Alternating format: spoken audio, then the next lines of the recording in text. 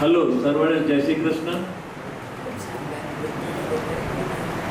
આજે ગંગોષ્ઠીનો વાર્તાલાપ નંબર 937 છે. શ્રી ધીરેનભાઈ કોઠારી સાહેબ આવતા આનંદ અનુભવીએ છીએ. પ્રાર્થના માટે શ્રી વસંતભાઈ દવે સાહેબ.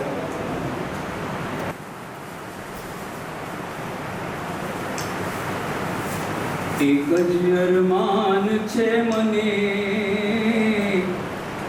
મારું જીવન સુગંધી બને.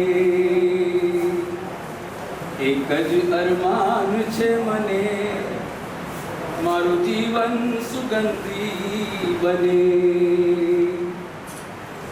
ફૂલડું બનું કે ભલે ધૂપ સળી થાઉં, આશા છે સામગ્રી પૂજાની થાઉં. ભલે કાયા રાખ થઈ સમે, મારું જીવન સુગંધી બને. એક જ અરમાન છે મને કે મારું જીવન સુગંધી બને. તડકા છાયા કેવા વર્ષા નવાયા, તો એ કુસુમો કદી ના કરમાયા. ઘાવ ખીલતા ખીલતા એ ખમે, કે મારું જીવન સુગંધી બને. એક જ અરમાન છે મને, મારું જીવન સુગંધી બને. જગની ખારાશ બધી પૂરમાં સમાવે, તો એ સાગર મીઠી વર્ષા વરસાવે. બલ બરતીને ઓટ મારમે, કે મારું જીવન સુગંધી બને. એક જ અરમાન છે મને, કે મારું જીવન સુગંધી બને. વાતાવરણમાં સુગંધ ના સમાતી, જેમ જેમ સુખડ ઓરસીએ ઘસાતી. પ્રભુ કાર્ય ઘસાવું ગમે, કે મારું જીવન સુગંધી બને. એક જ અરમાન છે મને, કે મારું જીવન સુગંધી બને. ગૌરવ મહાન છે પ્રભુ કાર્ય કેરું, પાર્થ તેથી જીવન લાગે અતિશય રૂડું. પાર્થ તેથી પ્રભુને ગમે, કે મારું જીવન સુગંધિત બને. એક જ અરમાન છે મને, કે મારું જીવન સુગંધી બને. સમાનીવ આકૃતિ સમાન હૃદયાનિવ, સમાનમસ્તુ સમાન હૃદયાન સમાનમસ્તુય સસ્વહાસુતિ. આપણું જીવન એક રૂપ બને, આપણા વિચારો એક રૂપ બને, આપણું જીવન કાર્ય ધન્ય બને. પ્રભુને પ્રાર્થના સાથે અસ્તુ. ખૂબ સરસ. બધાને અરમાન તો એવું જ હોય છે કે પોતાનું જીવન સુગંધી બને, પણ ખૂબ વિરલાવત થઈ શકે છે. એમનું નામ જ વસંતભાઈ છે, એટલે વસંત હોય જ, જીવનમાં બી હોય. આવકાર માટે છે ભૂપેન્દ્રભાઈ મિસ્ત્રી, એ આપણા સંસ્થા સરદાર ભવન ટ્રસ્ટના એ છે, અને જેલની અંદર ખૂબ જ સારું કામ ત્યાં વક્તાઓને લઈ જાય છે. ભરતભાઈ તમારે પણ એકાદ વાર જવું પડશે, બરોબર? અહીંથી ખબર શોધી કાઢો, જેલમાં જવું પડશે. આજે જે વક્તા શ્રી ધીરેનભાઈ કોઠારી સાહેબ લગભગ એમના 50 પુસ્તકો લખાયા છે. કોઠારી સાહેબના સાહિત્યકાર છે. સમગ્ર ગુજરાતમાં એમનું સારું નામ છે. સરદાર ભવન ટ્રસ્ટ તરફથી સંગઠક તરીકે હું ભૂપેન્દ્રભાઈ મિસ્ત્રી, ધીરેનભાઈ કોઠારીનું, મોહનભાઈ બારોટનું, જીતુભાઈ ડૉક્ટર અતિશાએ તમામને હું આવકારું છું. ધન્યવાદ. તે માટે અમારા જાણીતા માનીતા રાપા એ પરિચય આપશે ધીરેનભાઈ માટે. એમના પરમ મિત્ર પણ છે અને ગુરુ માને છે ધીરેનભાઈ. આવો.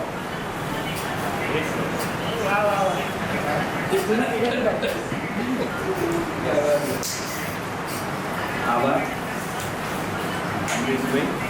જે વાત કહેવાની બિરેન પરમિશન નહોતો આપતો, આજે તમે કહી દીધી. આભાર. અને હવે વક્તાનો પરિચય એને કહ્યું ને મિત્ર છે એટલે થોડો ક્યાંક છૂટછાટ લઈશ કોઈ. સર્વને નમસ્કાર. ગ્રંથગોષ્ઠીની યશમાળાના 937માં મણકામાં આપ સૌનું સ્વાગત છે.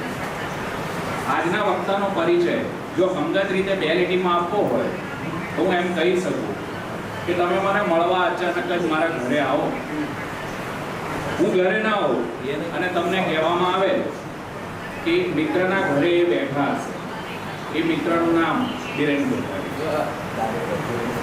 લગભગ 3.5 દાયકા જૂની અમારી મિત્રતાની આ એક ઝલક આપીને ભાઈ બિરેન, કે જેમને હવે આગળ હું બિરેનભાઈ કહીને ડાયરેક્ટ ઓડિયો લેવું છે એમનો પરિચય આપું તો બિરેનભાઈનો જન્મ ખેડા જિલ્લાના મહેમદાવાદ ગામમાં 6 એપ્રિલ 1965ના રોજ થયો હતો. ડિપ્લોમા ઇન કેમિકલ એન્જિનિયરિંગનો અભ્યાસ પૂર્ણ કર્યા બાદ તેઓ 1984થી આઈપીસીએલમાં જોડાયા. મશીનો સાથે કામ કરતા કરતા પણ તેઓ સાહિત્ય ઉપરાંત ચિત્રકળા, ફોટોગ્રાફી, હિન્દી ફિલ્મ, ગીત સંગીત, કાર્ટૂન કળા, પ્રવાસ જેવા વિવિધ ક્ષેત્રે પોતાના રસને કેળવતા રહ્યા અને પોતાની અંદર રહેલા સર્જકને સતત ખીલવતા રહ્યા. ખ્યાતનામ સાહિત્યકાર રજનીકુમાર પંડ્યા સાથે તેમનો એક વાચક તરીકે પરિચય થયો. બિરેનભાઈના કૌશલ્યનું ઘડતર કરવામાં રજનીભાઈનું નોંધપાત્ર પ્રદાન રહ્યું. સને 2007માં એ સમયની તગડા પગારવાળી સ્થાયી અને સલામત નોકરી છોડીને બિરેનભાઈએ લેખન કાર્યને, ખાસ કરીને ચરિત્ર લેખનને પૂર્ણ સમયના વ્યવસાય તરીકે સ્વીકાર્યું. આર્થિક રીતે જોખમકારક કહી શકાય તેવા તેમના આ નિર્ણયને તેમણે ખૂબ ટૂંકા સમયમાં યોગ્ય સાબિત કર્યો. એ તેમની નિર્ણય શક્તિ અને આત્મવિશ્વાસ દર્શાવે છે. આપણે તાળીઓથી વધાવીશું. 2007થી આજ દિન સુધીમાં એટલે કે લગભગ 18 વર્ષની લેખન યાત્રા દરમિયાન બિરેનભાઈ આજે સમગ્ર ગુજરાતમાં ચરિત્ર લેખન માટે એક આદરભરી નામના મેળવી ચૂક્યા છે, જે તેમની ઝળહળતી સિદ્ધિ છે. આ 18 વર્ષમાં તેમણે લખેલા કુલ પુસ્તકોની સંખ્યા 50ની પાર છે, જેમાં જીવન ચરિત્રો અને સંસ્થાકીય દસ્તાવેજીકરણના 25થી વધુ પુસ્તકો, 15 અનુવાદો તેમજ અન્ય પ્રકારનો સમાવેશ થાય છે. સાર્થક જલસો નામના અનન્ય 6 માસિકના તેઓ સહસંપાદક પણ છે. ગુજરાત વિદ્યાપીઠનો 100 વર્ષનો ઇતિહાસ તેમણે આલેખ્યો છે, તો ઉપેન્દ્ર ત્રિવેદી જેવા ગુજરાતી અભિનેતાનું જીવન ચરિત્ર પણ તેમણે આલેખ્યું છે. છેલ્લા થોડા વર્ષોમાં તેમણે પોતાના શોખની નવી દિશાઓ ખોલી છે, જેમાં તે વિવિધ વિષયને લગતા કાર્ટૂનોનો આસ્વાદ કરાવે છે. આ ઉપરાંત હિન્દી ફિલ્મોના ટાઇટલ મ્યુઝિક પર પણ તેમણે કાર્યક્રમ આપેલા છે. આ પ્રકારના કાર્યક્રમ અગાઉ કોઈએ કર્યા નથી. તેમની પરિકલ્પના અને રજૂઆત તેમની પોતાની જ હોય છે. સૌપ્રથમ ગુજરાતી ફિલ્મ બનાવનાર, બીતેલા જમાનાની ખ્યાતનામ ફિલ્મ નિર્માણ સંસ્થા સાગર મૂવી ટોન પર એમણે લખેલા પુસ્તકનું મુંબઈમાં ફિલ્મ સ્ટાર આમિર ખાનની હાજરીમાં લોકાર્પણ કર્યું. વડોદરાના ચિત્રકાર ભૂપેન ખખ્ખરનું સળંગ જીવન ચરિત્ર લખવામાં તેમણે 9 વર્ષ લીધા છે અને માર્ચ 2025માં આ પુસ્તકનું લોકાર્પણ થયું છે. આ પુસ્તક વિશે, તેમની સર્જન સફર વિશે તેમના મુખે સાંભળવાનું છે. એ આપણે આપણા માટે એક અમૂલ્ય લાભો છે. બિરેનભાઈનું સ્વાગત છે અને આવકાર આપું છું. ખૂબ સરસ વાપા. શ્રી મોહનભાઈ બારોટ સાહેબ, અમારા ગ્રંથગોષ્ઠીના પ્રણેતા, આજના દિવસ પ્રસંગે સૌનું સ્વાગત છે. આજના દિવસની વાત તો હવે ઈદ તો છે જ, બધા જ જાણે.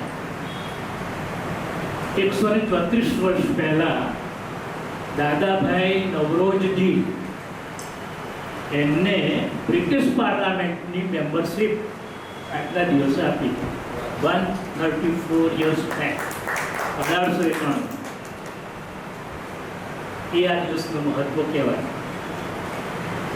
યાદગાર પ્રસંગ. 937મો વાર્તાલાપ અને તે ભૂપેન ખક્કર વિશે મારો બહુ જૂનું સંબંધ છે. એ તો તમે કહેવાના જ છો, પણ મારો કયો સંબંધ છે એમને નથી ખબર. સુવર્ણપુરીમાં પાર્ટનરશિપમાં મારી ઓફિસ હતી, અંબિકા પોલ્યુશન કંટ્રોલ. અંબુભાઈ પટેલ એમાં હતા અને અંબુભાઈ પટેલ ને બિલકુલ બાજુમાં ભૂપેન ખક્કર રહેતા. એટલે વારંવાર ભૂપેનભાઈને ત્યાં જવાનું થાય, અંબુભાઈની સાથે પણ જવાનું થાય. અને ઘણીવાર તો એમને ત્યાં એમનો વ્યક્તિ ન હોય તો એ લોક કરી અને ચાવી ભૂલી જાય, લોકમાં ને લોકમાં ચાવી ભૂલી જાય.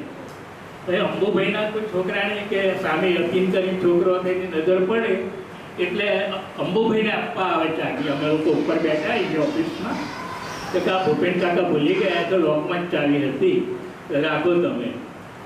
આવું 2-3 વાર બનેલું છું.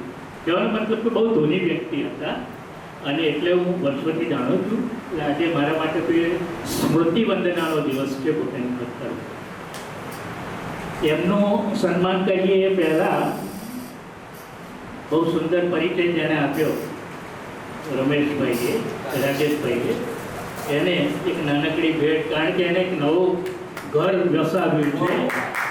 નવા ઘરમાં પ્રવેશ કર્યો, બધાને આમંત્રણ હતું, પણ અમદાવાદમાં નવું ઘર બનાવ્યું એટલે આપણે બધા જઈ નથી શક્યા. તો એક નાનકડી મૂર્તિ અયોધ્યાના શ્રી રામજી એમના ઘરમાં વસે એવી ભાવનાથી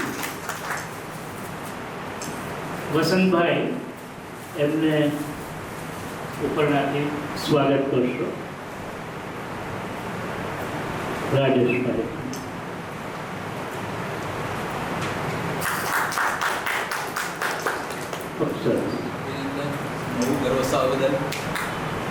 આદિ સાહેબની ભાષામાં એવું કહી શકાય કે વરરાજાની સાથે સાથે અણવર પણ પહોંચાય. ના, બહુ યોગ્ય કારણ હતું. તમે આટલું સરસ અમદાવાદમાં નવું ગૃહ બનાવ્યું અને બધાને યાદ કર્યા હતા. ખૂબ સરસ. વસંતભાઈએ જીવનને સુગંધિત રાખવા માટેની સરસ વાત કરી. શરૂઆતમાં મને એવું લાગ્યું કે કદાચ કરશનદાસ માણેકનું મારું જીવન અંજલિ થાજો એ બોલવાના હશે એવું લાગ્યું, પણ એમણે તો કંઈક જુદી સરસ વાત કરી છે. જલી જાતિ જોને જીવન ધૂપસ્વરી મહેકતી મહેકતી એને સરસ એના વિષયની બધું પૂછતા હશે. વીરે નામ વીરે ન, ખરેખર વીરે ન. વિવેકાનંદને પણ બંગાળી લોકો વિવેકાનંદ કહે છે. આપણો બ્રિજેશ અહીંયા છે, ખરેખર બ્રજેશ અને બ્રિજેશ એના ઉપરથી બ્રિજેશ થયું છે. બ્રિજેશ શબ્દ નથી, પણ બંગાળી લોકો અમુક પ્રકારના ઉચ્ચાર કરે છે. મને ડૉક્ટર દેસાઈ સાહેબનો ફોન આવ્યો હતો, જે દેસાઈ, કે આ બીરવા આવી છે, એને એના પોતાના નામનો અર્થ ખબર નથી, શું થાય તમે મને કહો. તાત્કાલિક જ આવું મને ફોનમાં પૂછ્યું તો મેં એને કહ્યું કે બીરવાને આપો.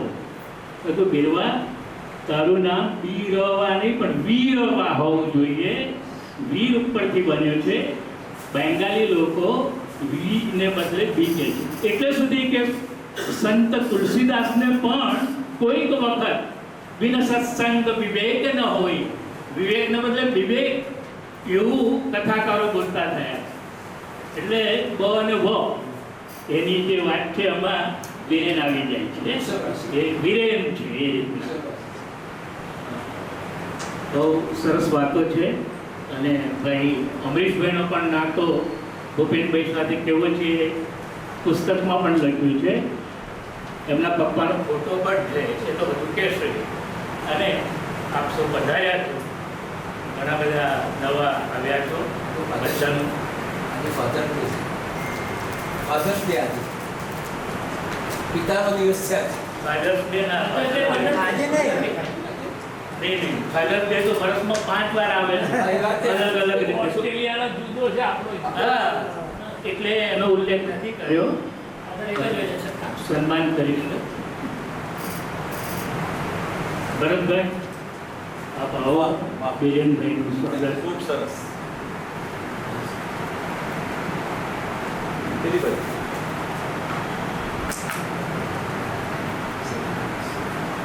સત્યભાઈ ગુલાબી.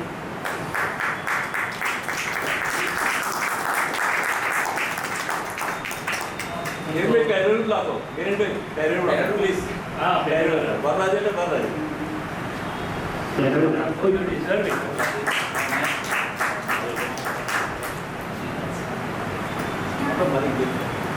હા હિરેનભાઈ પહેરેલું રાખો તો વધારે સારું લાગશે. પ્લીઝ સર વખત બીજા પહેરાયું પ્લીઝ પ્લીઝ.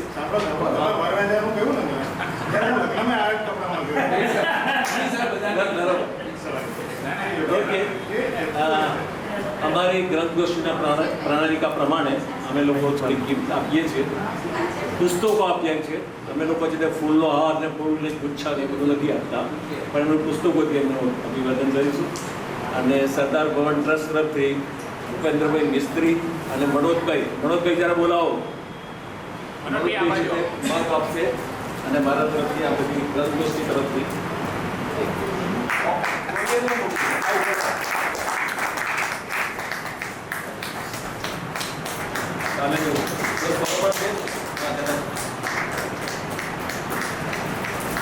એમના ભાઈ 19 કોટારી પર એમની માફક લખે છે, કરે છે અને આઈપીસીએલ નો જોબ છોડીને આ કાર્ય કર્યું છે.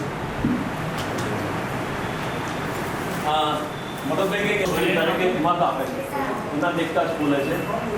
મનોજભાઈ આવો આ બાજુ પ્લીઝ કમ. આ બે જણ સરદાર ભવન ટ્રસ્ટના એકદમ નિષ્ઠાવાન કાર્યકરો છે. ભૂપેન્દ્રભાઈ મિસ્ત્રી જાલની અંદર બધા વક્તવ્ય ગોઠવે છે કેદીઓ સાથે અને ઘણા બધા સારા વિષયો ઉપર પ્રવચનો ગોઠવે છે. રિંકેશભાઈ તમારે પણ એકાદ વાર જવા જેવું છે, જેલમાં નહીં પણ વક્તવ્ય આપવા માટે.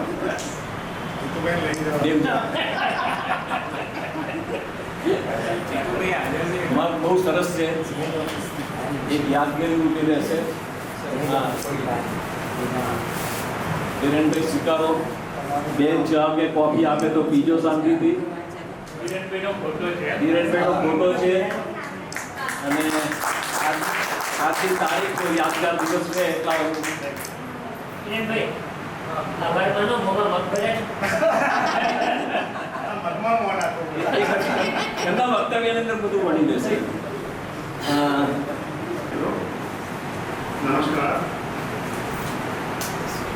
ઘણા બધા જાણીતા ચહેરા જોઈ શકાય. નરેશભાઈ પણ આવે છે, આનંદ છે, કુમારભાઈ આવે છે, બીજા બધા ઘણા મિત્રો છે, નામ લેવા જો તો યાદી થાય. એટલે આપણે પુસ્તકની વાત કરીએ તો પહેલાં પુસ્તકને ટૂંકી રૂપરેખા આપી કે આપણે શું શું વાત કરવાની. પુસ્તક વિશે હું બે ભાગમાં વાત કરીશ. પહેલા ભાગમાં પુસ્તકનો પરિચય, બીજા ભાગમાં પુસ્તક લેખનની પ્રક્રિયા. થોડુંક અમરીશભાઈ થોડીક વાત કરશે અને એ પછી આપણે થોડાક સવાલ જવાબ પણ રાખીશું, કારણ કે સવાલ જવાબ જરૂરી છે. તો ભૂપેન ખક્કર વિશે જ્યારે પુસ્તક લખવાનું થતું નથી. આ વ્યવસાય છે એટલે સોંપાતું હોય છે. તો અમરીશભાઈ પ્રોજેક્ટર જગતમાં બે પ્રકારના લોકો હોય. એક અપરાધી હોય, બીજા નિર્દોષ. અપરાધીઓમાં કેવી કઈ કેટેગરી હોય? નાનો, પછી સિવિયર, એકદમ પછી હાઈ ક્રિમિનલ. નિર્દોષમાં એવી કેટેગરી હોય. જેમાં એક અનન્ય કેટેગરી એટલે છૂટાછેડા હોય. પણ અમરીશભાઈ એ બધાથી જુદી કેટેગરીના નિર્દોષ માણસમાં આવે છે. એ કેમ કેવું તે હું આગળ વાત કરીશ. પણ અમરીશભાઈનો પહેલું જ્યારે મારી પર ફોન આવ્યો અને એમણે કહ્યું કે આ ભૂપેન વિશે તમે લખો, તમે જીવન ચરિત્ર લખો છો. એટલે મેં કીધું કે હું એવું રીતે નથી લખતો, મને સોંપવામાં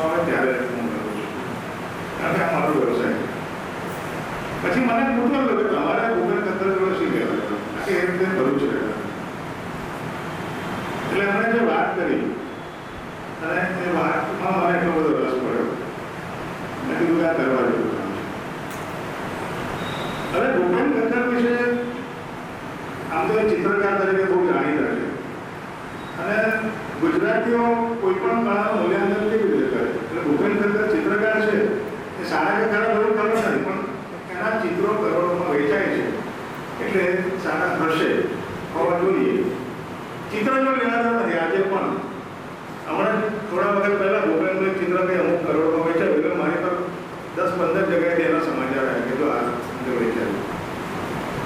તો ઓકે, આ સારું છે કે આ ખરાબ વસ્તુ નથી, પણ એનું આ એકમાત્ર મૂલ્યાંકન ખોટું છે. આપણે એના ચિત્રને ઉકેલવાનો, ચિત્રને પામવાનો, એ પાછળ શું છે એનો પણ પ્રયાસ કરવો જોઈએ. એટલે અમે જ્યારે શરૂ કર્યું કામ ભૂપેનના પુસ્તક વિશે, જીવન ચરિત્ર લખવાનું હતું, એ પહેલા આ ક્ષેત્રમાં કોણે કેટલું કામ કર્યું એની અમે તપાસ કરી. તો ભૂપેન વિશે ગુજરાતીમાં જે પણ લખાયેલું હતું એ છૂટું છવાયું હતું. ભૂપેનની હયાતીમાં આપણા બહુ જાણીતા પત્રકાર મહેન્દ્ર દેસાઈ, જે એમના સહકાર્યકર પણ હતા, એમણે એક પુસ્તક અંગ્રેજીમાં લખેલું 83-84માં. બહુ સરસ પુસ્તક હતું. એમાં એમણે ભૂપેનની સાથે સંકળાયેલા વિવિધ લોકોને મળી અને ભૂપેનની એક છબી આલેખી. એ પુસ્તક આમ તો ભૂપેનના લંડનમાં એક્ઝિબિશન હતું એટલે એના કેટેલોગના લખાણ તરીકે પરિચય આપતું લખાણ. એટલે એમાં છે એટલા સમય પૂરતી વાત હતી. ભૂપેનની ઉંમર ત્યારે 50 વર્ષની હતી, લગભગ 50 વર્ષ. એ પછી 1999માં અમેરિકન આર્ટિસ્ટ ટિમોથી હાઇમન એક સુંદર પુસ્તક લખ્યું ભૂપેનમાં. એમાં બાયોગ્રાફીની વાત હતી પણ એમાં ચિત્રોની વાત વધારે હતી, કારણ કે ટિમોથી પોતે આર્ટિસ્ટ હતા, ભૂપેનના મિત્ર, વિવિધ આર્ટિસ્ટ પણ હતા. એ પછી ભૂપેનનું 2003માં અવસાન થયું, મહેન્દ્ર દેસાઈનું પણ અવસાન થયું અને 2020માં સુધીરચંદ્ર, આપણા બહુ જાણીતા સમાજ વિજ્ઞાની અને જેમના પત્ની ગીતાંજલિ શ્રી, એને રેત સમાધિ માટે બુકર પ્રાઇઝ મળ્યું છે. એ લોકો પણ ખાસો સમય વડોદરા, સુરતમાં હતા. તો સુધીરચંદ્રને અદભુત પુસ્તક લખ્યું હિન્દીમાં, ભૂપેન ખટ્ટર એક અંતરંગ સંસ્કરણ, પણ એ ભૂપેનની હયાતી પછી લખાયેલું. મહેન્દ્ર દેસાઈએ જે 83-84માં પુસ્તક લખ્યું એનો ગુજરાતી અનુવાદ હિમાંશુબેન છેલરે કર્યો. 2006માં પ્રકાશિત થયો વિકલ્પ પ્રકાશિત દ્વારા, પણ એ મૂળ 83 વાળા પુસ્તકનો અનુવાદ હતો. એટલે ભૂપેન વિશે સ્કેટર બધું બહુ હતું. અમારે એવું નતું કરવું, અમારે સળંગ સુધરી કામ કરવું. તો સળંગ સુધરી કામમાં શરૂઆત સ્ક્રેચથી કરવી પડે. સ્ક્રેચથી એટલે શૂન્યથી. હવે સાહેબે કહ્યું કે ભૂપેનને ઓળખતા હતા, તો ભૂપેનની કર્મભૂમિ વડોદરા હતી. 1962-63 પછી લગભગ એ વડોદરા આવી ગયા હતા અને 70 પછી તે સ્થાયી થઈ ગયા હતા. અને એમનું મૃત્યુ પ્રમાણમાં ભલે 17 વર્ષ થયા પણ તાજી ઘટના હતી, કારણ કે 69 વર્ષની ઉંમરે મૃત્યુ પામ્યા. એટલે એમના પરિચયમાં એવા બહુ બધા લોકો હયાત હતા અને એ દરેકને ભૂપેન વિશે કંઈક ને કંઈક કહેવાનું. હવે અમારા માટે મૂંઝવણ એ હતી કે ભૂપેન વિશે દંતકથાઓ બહુ સાંભળવા મળતી હતી, મીથ બહુ સાંભળવા મળતી હતી, પણ અમારે એનો નક્કર આધાર, નક્કર પુરાવા મેળવી અને વાત આલેખી હતી. હવે તમે સૌ જાણો છો અને જાણતા હશો, અને ભૂપેન પોતે અપરિણિત હતા. વડોદરામાં એમનું ઘર હતું, એમાં એમના પહેલા મધર રહેતા હતા, પછી એમના ભાભી આવ્યા, મોટા ભાઈના પત્ની, અને પછી એમના ગ્રાન્ડ નેવ્યુઝ એટલે એમના જે ભાભી હતા એમના પૌત્રો ધવલ અને એ લોકો. એટલે આ બધા સાથે અમે પહેલી મુલાકાત કરી, પણ અમને ખબર પડી કે અહીંયાથી બહુ કશું મળશે નહીં, કારણ કે એ લોકોએ કહ્યું કે અમારી પાસે બહુ ખાસ કશું સચવાતું નથી. અને ભૂપેનની જે ખાલી વ્યાપ હતો એને બાદમાં લેવો બહુ અઘરો હતો. એટલે અમે ધીરજપૂર્વક, જેને કહીએ આપણે ઉત્ખનન, ખોદકામ નહીં, ઉત્ખનન, આવડાથી નહીં પણ બ્રશથી એનું કામ અમે શરૂ કર્યું.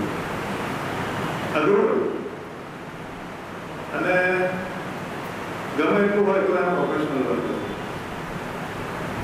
એટલે દરેક પ્રોફેશનલ વર્કની ડિસિપ્લિન એવી હોય કે નિર્ધારિત સમય મર્યાદામાં પૂરું થાય તો જે વાય ગણાય બંને પક્ષે, લખનારના પક્ષે અને લખાણના પક્ષે. હવે આ સાગર મોટરનું જેવી કંપનીનું કામ મેં 2.5 વર્ષમાં પૂરું કરી દીધું, જેના વિશે કશું જ અવાઇલેબલ નહોતું અને 1949 એ કંપની બંધ થઈ ગઈ. અને આ રિસન્ટ કામ એમાં મને 9 વર્ષ લાગ્યા. એટલે મારી ધીરજ તો જાઓ એ તો બરાબર છે, પણ લખાણની ધીરજ ધન્ય છે. એને મારા બહુ બધા મિત્રો આ બ્રિજેશ્વર, લોહીબિના બહુ બધા કે જે દર 6 મહિના થાય ને એટલે ફોન કરે કે તું કેટલે આવ્યો? એટલે લોકો આ નથી પૂછતો, તમે કેમ લઈ ગયો? લખાવનાર મને કોઈ પૂછતો નથી કે ભાઈ કેટલે આવ્યો કેટલે આવ્યો, અને તમે લોહી પીવો છો મારું. પણ મને બહુ આનંદ હતો આવા લોહી પીનાર આવવાનો, કે મારો જે ઠંડો પડતો જુસ્સો એ લોકો ટકાવી રાખે. હવે પુસ્તક લખીએ એટલે આ કંઈ નવલકથા નથી, મને આવડતું પણ નથી. તો બાયોગ્રાફીમાં તમારે બને એટલું પ્રામાણિક આલેખન કરવું પડે. વાત કરવાના બધા બધી વાત કરતા હોય, આપણે કિસ્સામાં મગજમાં એક ગણની મૂકીને ચાલવું પડે. બિલકુલ આપણું હોવું જોઈએ. એટલે ભૂગોળ વિશે જ્યારે કશું અમારે શરૂ કરતા હતા 2016માં મેં શરૂ કર્યું ત્યારે સૌથી પહેલા 2 પ્રકરણ મેં લખ્યા, એક પહેલું એક છેલ્લું. એટલે ફિલ્મ ના જેવું, ફિલ્મમાં ઘણી વાર છેલ્લા દ્રશ્યનું શૂટિંગ પહેલું થઈ જાય. હવે આ ક્યારે થઈ શકે કે આપણા મગજમાં એક આખો પુસ્તકનો નકશો હોય તો જ થઈ શકે. તો પહેલું પ્રકરણ શાનું હતું? તો પહેલા પ્રકરણમાં મારા તમને એક વસ્તુ એવી હતી કે ચિત્રકળાનો ઇતિહાસ, ખાસ કરીને ભારતીય ચિત્રકળાનો દીર્ઘકાલીન ઇતિહાસ, એના તબક્કાઓ, એમાં પછી આધુનિક ભારતીય ચિત્રકળા એટલે મોડર્ન આર્ટ, અને એમાં ભૂપેનનું સ્થાન. એટલે ભૂપેનનું સ્થાન છે એ વાત પર આવીને પ્રકરણ પૂરું થાય. અને આ બિલકુલ એકેડેમિક નહીં, પણ એક લ્યુસિડ લેખકને પણ સમજણ પડે એવી રીતે લખવાનું એ નથી કર્યું. ખૂબ સારું હતું. કારણ કે એમાં આપણે બધા રેફરન્સ મટીરિયલ હોય છે, દ્રશ્ય કળાને બધા બધું. હવે બીજું સેકન્ડ નેક્સ્ટ પ્રકરણ જે લખ્યું સૌથી છેલ્લું પ્રકરણ એ શું હતું? મૃત્યુનું હતું. કારણ કે મૃત્યુની એવી વાત મારે કોઈ સાથે થઈ નહોતી, એ મરણોત્તર હતું. 2016માં ભૂપેનનું એક એક્ઝિબિશન લંડનની ટેટ મોડર્ન ગેલેરીમાં થયું. યુ કાન્ટ પ્લીઝ ઓલ, તમે સૌને રાખી શકો નહીં, આવું એક શીર્ષક ભૂપેનના ચિત્રનું શીર્ષક છે. અને જેવું એ લંડન ટેટ મોડર્નમાં એનું એક્ઝિબિશન યોજાયું એટલે રમખાણ ફાટી નીકળ્યું. રમખાણ એટલે કોમી રમખાણ ને આપણા મનમાં રમખાણ એનો જ આવે. રમખાણ એટલે પ્રશંસકો વિરુદ્ધ ટીકાકારો. એક લંડનના ક્રિટિકે લખ્યું કે ધીસ ઇઝ અ શીટ. આ ચિત્રો ભૂપેનને દોડતા નથી આવડતું, અને આવી બાહ્ય ચિત્રો લોકોએ કેમ જાણે ચડાવી દીધો છે આટલો બધો. એટલે પેલા ભાઈનો આત્યંતિક અભિપ્રાય લખ્યો એટલે ભારતીય જે કળાકારો હતા એ ઉકળી ઉઠ્યા. એટલે કે ભૂપેનના ચિત્રોને શીટ કરનાર કોણ? આ તો અદભુત ચિત્રકાર છે, આમ છે તેમ છે બધું, કે તને કશી સમજણ પડતી નથી. એટલે એક આ મોરચો ખોલ્યો, આ 2 મોરચો ખોલ્યો એટલે ત્રીજો એક મોરચો આવ્યો. એ બ્રિટિશ કોઈ કે હતો એટલે કે ભાઈ શાંતિ રાખો યાર, કે ચિત્ર છે કોઈને ગમે ને કોઈને ના ગમે. તો એમ કે અચ્છા, એટલે આપણી પાસે એક નવું પવિત્રકાય છે, વી હેવ અ ન્યૂ હોલિકમ and that is Bhupen Thakkar, જેના વિશે આપણે ટીકા નથી કરી શકતા, એવું ને. આ બધું રમનાર થયું, લેખાલેખી, લેખ ઉપર લેખ, લેખ ઉપર લેખ. અને મને થયું કે આ ક્લાસિક ભૂપેનને ગમતી વસ્તુ છે. કારણ કે ભૂપેનને આવો વૈચારિક રમખાણ બહુ કરે. એટલે એ પછી શમુ એમાં સીઝ ફાયર ના હોય, અને સીઝ ફાયર તમારી ઉજવણી ના હોય. તો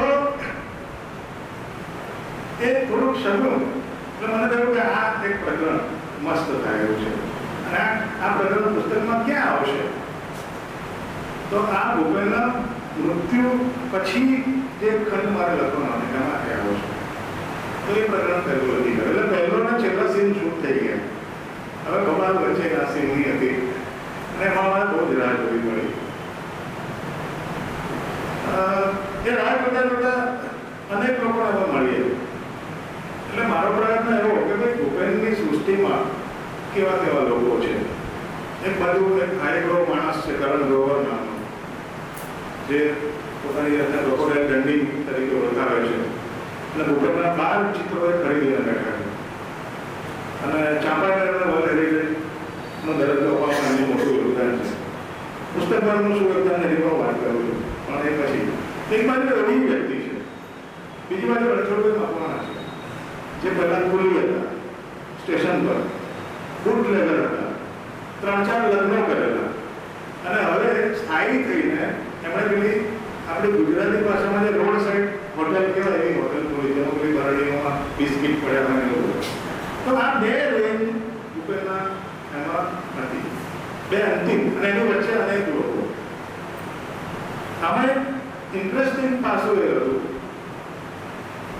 જે પાછળની વાત હું થોડીક કહું છું, બધા અમરીશભાઈ કરશે. અમરીશભાઈના પિતાજી વલ્લભભાઈ કોન્ટ્રાક્ટર, એમની અને ભૂપેનની મૈત્રી. હવે વલ્લભભાઈ અને ભૂપેનમાં કોમન શું? કશું જ નહીં. અને એ જેની મિત્રતાનો પાયો. ભૂપેન ચિત્રકળાનો માણસ, હાડો-હાડ ચિત્રકળાનો માણસ. વલ્લભભાઈ હાડો-હાડ સિવિલ એન્જિનિયરિંગના માણસ, સિવિલ કોન્ટ્રાક્ટર. એમને મકાન ને સિમેન્ટ ને રેતી સિવાય કોઈ વાતમાં રસ નહીં. એટલે એમને એવો રસ ખરો કે ભૂપેન ક્યારેક એમનું ચિત્ર બધા જો આ ચિત્ર તો સિવિલ કોન્ટ્રાક્ટર એટલે કે આ પર્સપેક્ટિવ ખોટું છે. આ મકાનોને જે રેખાઓ હોય એ ખોટી છે, આવી ના હોય. આગલું મકાન મોટું દેખાય, આગલું નાનું દેખાય, આવી ભૂલ કરે. પણ એ સિવાય ચિત્રોની સાથે કોઈ લેવા દેવા નહીં. તો એક આ પાસું હતું. વલ્લભભાઈ સાથે એમની મિત્રતા કેવી રીતે થઈ, પરિચય કેવી રીતે થયો, એ અમરીશભાઈના મોડે જ તમે સાંભળજો. એ વધારે યોગ્ય વ્યક્તિ છે કહેવા માટે. એટલે તમને હું કહી રાખું કે તમારે કહેવાનું છે, હું સ્કીપ કરું છું. તો 75-76ની આસપાસ વલ્લભભાઈ અને ભૂપેનનો પરિચય થયો. વલ્લભભાઈ રાધાસ્વામીના આનંદ અને વડોદરામાં રાધાસ્વામી સત્સંગ યોજાય. એટલે રાધાસ્વામી સત્સંગ પૂરો થાય એટલે નીચે ભૂપેન પણ 10-15 મિનિટ પહેલા સ્કૂટર લઈને હતો. અને પેલા લોકો જોયું કે કાકા વલ્લભભાઈને રાધાભાઈ ઉભા છે, પછી આવે એટલે સ્કૂટર વગેરે કરવા જાય, આઈસ્ક્રીમ ખાઈ. પછી અમરીશભાઈએ સાચવી રાખેલો પત્રો મને આપ્યા, જે ભૂપેને વલ્લભભાઈને લખ્યા. અમેરિકા ગયા હશે ત્યારે એ દરેક પત્રોમાં નીચે અમે લખેલું લિખિતમ ભૂપેનના રાધાસ્વામી અથવા ભૂપેનના RS રાધાસ્વામી હું બોલું. એટલે મને થયું કે આ શું છે, આ સૃષ્ટિ કેવી છે. ભૂપેન બહુ ઓછા પોર્ટ્રેટ બનાવ્યા છે એમાં, સ્ત્રીઓના સૌથી ઓછા, અને અમસ્તા પોર્ટ્રેટ બહુ ઓછા બનાવ્યા. એમાં એક પોર્ટ્રેટ એમના રાધાસ્વામીના ગુરુજી બાબુજી મહારાજનું બનાવ્યું, અદભુત પોર્ટ્રેટ. તો ભૂપેનના રાધાસ્વામી પણ કોઈ લેવા દેવા નથી, એને વલ્લભભાઈ સાથે લેવા દેવા છે, અને વલ્લભભાઈને બાબુજી મહારાજ સાથે લેવા દેવા છે. એટલે એણે આ બનાવ્યું. એટલે અમરીશભાઈને મેં કહ્યું, મેં ડિમાન્ડ કરી રહ્યા કે આપણે એક સત્સંગમાં હાજરી આપવી જોઈએ, એ કેવી રીતે થાય છે મારે જોવું છે. એટલે અમરીશભાઈને કહ્યું કે હું નિર્દોષ માણસ છે વિચાર. એટલે એમણે બધી ગોઠવણ કરી અને નિમિષ બહેલ નામના એક સત્સંગી છે, એમના ઘરે સત્સંગ નિયમિતપણે યોજાયો. હા, એવું એક હતું. તો અમે 2 થી 3 વખત ગાયેલી હતી. એક વાર અમે ગયા ત્યારે અડધું થઈ ગયું, એટલે હવે અમારા ભાગે ખાલી પ્રસાદ જ આવ્યો. પછી બીજી વાર અમે ગયા શરૂઆતથી, અને શરૂઆતથી પ્રસાદ સુધી બેઠા. પ્રસાદ તો લેવું પડે. તો એ દરમિયાન અમે ગતિવિધિઓ જોઈ કે ભાઈ સત્સંગમાં શું થાય છે. પછી અમે પૂછ્યું સત્સંગમાં કે ભાઈ ભૂપેનને તમે કેવી રીતે ઓળખો? અહીંયા આવતા તો 4-5-6 લોકો અમે ઇન્ટરવ્યુ કર્યા. પછી અમરીશભાઈ એવી માહિતી આપી કે આજવા રોડ પર રાધા સ્વામી પેલો હોલ છે સત્સંગ ભવન એવું વાગડે હા વાગડે રોડ પર. અને ત્યાં પણ અમને ભૂપેન જતા હતા એટલે અમે ઉપડ્યા એક દિવસ ત્યાં અને ત્યાં પણ અમે બેઠા સત્સંગનો થોડો સમય પછી સત્સંગ પૂરો થયો એટલે અમે બધા આઈડેન્ટિફાઈ કર્યા લોકોને કે ભાઈ આ દરવાડી કઈ હતા કે આ હતા પપ્પાને ઓળખે કે ભૂપેન દાદાને ઓળખે એટલે એ બધાને અમે ઇન્ટરવ્યુ કર્યા અને સર્વગ્રાહી છબીમાંનો એક ગુણો અમે આવી રીતે પકડવાનો પ્રયત્ન કર્યો. કારણ કે તમે ભૂપેનની વાત કરો તો વલ્લભભાઈની વાત કરવી પડે, વલ્લભભાઈની વાત કરો તો રાધા સ્વામીની વાત કરવી પડે. તો એ આપણે કેવી રીતે ઓળખી શકીએ? એટલે આવી રીતે અનેક લોકોના અમે સંપર્કમાં આવતા ગયા, મળતા ગયા, પણ પેલું બજાર નહોતી આવતી. જે ઇન્ફોર્મેશન મળતી હતી એ સારી હતી, સંતોષકારક હતી, પણ અપૂરતી હતી, પેરિફેરલ હતી. ફરી અમારે કોડ સુધી પહોંચવામાં હતું. હવે કોડ સુધી પહોંચવામાં એવા કામ હતા કે જેની પાસે જતા પહેલા આપણે આપણી લાયકાત કેળવવી પડે ને પછી એમને આગળ પુરવાર કરવી પડે. જેમ કે ગુલામ મોહમ્મદ શેખ સાહેબ ભૂપેનના અતિશય નિકટના મિત્ર. ભૂપેનને ચિત્રકલામાં લાવનારા છે. નવશીલ મહેતા મુંબઈના નાટ્યકાર, મનોજ શાહ મુંબઈના નાટ્યકાર. હવે આ બધા ખૂબ સાદી ગુજરાતીમાં કહું કે વાઘ જેવો માણસ. વાઘ જેવા એટલે એ અર્થમાં કે તમે તૈયારી વગર જાઓ ને તમે ખાઈ જાય બહુ સૌમ્ય માણસો છે એટલે પ્રાકૃતિક રીતે પેલા નથી. તો હજુ અમે એમને મળવાનું ટાળતા હતા કારણ કે અમને ખબર હતી કે ત્યાં જવા માટે મારી લાયકાત તમને કેળવી શક્યા નથી. પછી એક તબક્કો એવો આવ્યો કે ગુરુ પૂર્ણિમા હતી અને મને એવું થયું કે ભાઈ ભૂપેનભાઈ ચિત્રની ગુરુ જયંતિ અદભુત ચિત્ર છે.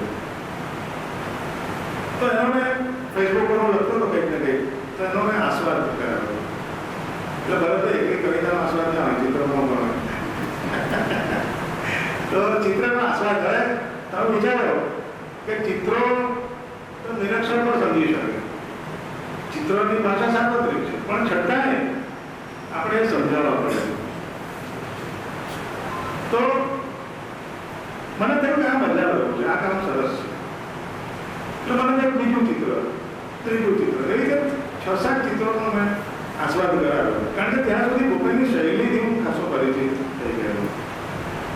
એટલે પછી વન ફાઇન આફ્ટરનૂન મારી પાસે ફોન આવ્યો અને એ ફોન હતો મનોજ શાહનો, જેણે મોજીલા મણીલાલમાં રણછોડનો રોલ કર્યો. એટલે મનોજ શાહ એમની અસલ પેલી ઠરેલી શૈલીમાં મને કહે બોલો વાલા હું તમને શું મદદ કરી શકું. એટલે મને જાણે એવું થયું કે આપણને એમ કે મેરિટથી અમુક લાઈનમાં પ્રવેશ મળ્યો. એટલે પછી મેં કીધું કે હવે તમે જ કહો મને કે તમે શું મને આપી શકો. તો આ જે ઘટના બની એ છે 2022-23માં, એટલે 16માં શરૂ કર્યું, 6-7 વર્ષ પછી આવશું. એટલે મનોજભાઈનો એક્સેસ મળ્યો એટલે નવશીલ મહેતાનો મળ્યો. શેખ સાહેબે તો અમને પહેલેથી જ કહેલું કે હું ઇન્ટરવ્યુ એવું નહીં આપું, મારો ભેરુ નામનો લેખ છે એ તમે વાપરી શકો. શેખ સાહેબે બહુ અદભુત લેખ લખેલો છે ભેરુ ભૂપેન ખખર વિશે. ઓલમોસ્ટ શોર્ટ બાયોગ્રાફી કહી શકાય એવું છે, એમને વાપરવાની પરમિશન આપી. એટલે આવી રીતે અમે આગળ વધતા ગયા. તોય હજુ ઘણી વસ્તુ બાકી રહી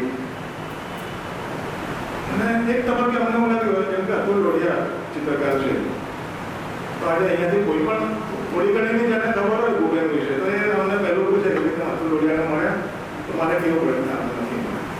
તો પહેલાં એવું કહી શકે કે તો આ ભૂપેનનું પુસ્તક અધૂરું કહેવાય. હું કહું કે અધૂરું છે, પણ દરેક પુસ્તકની અને દરેક વસ્તુની એક સમય મર્યાદા આપણે બાંધવી પડે છે.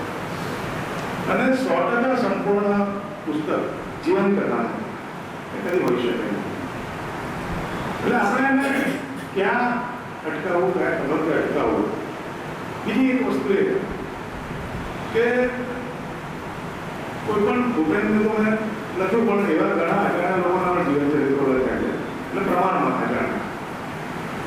એ બહુ સરળ જીવન હોય એમનું, પણ લખવું પડે કે કેવી રીતે.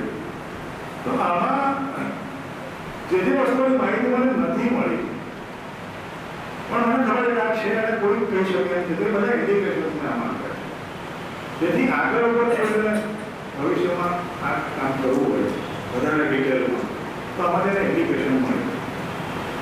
કારણ કે હવે જમાનો એવો આવ્યો છે કે મિતેશનું પુસ્તક તમે જોયું હશે, મિતેશ પરમારનું અરુણ એનો આધાર પીએચડીનો એમફિલનો સ્ટુડન્ટ હતો મિતેશ.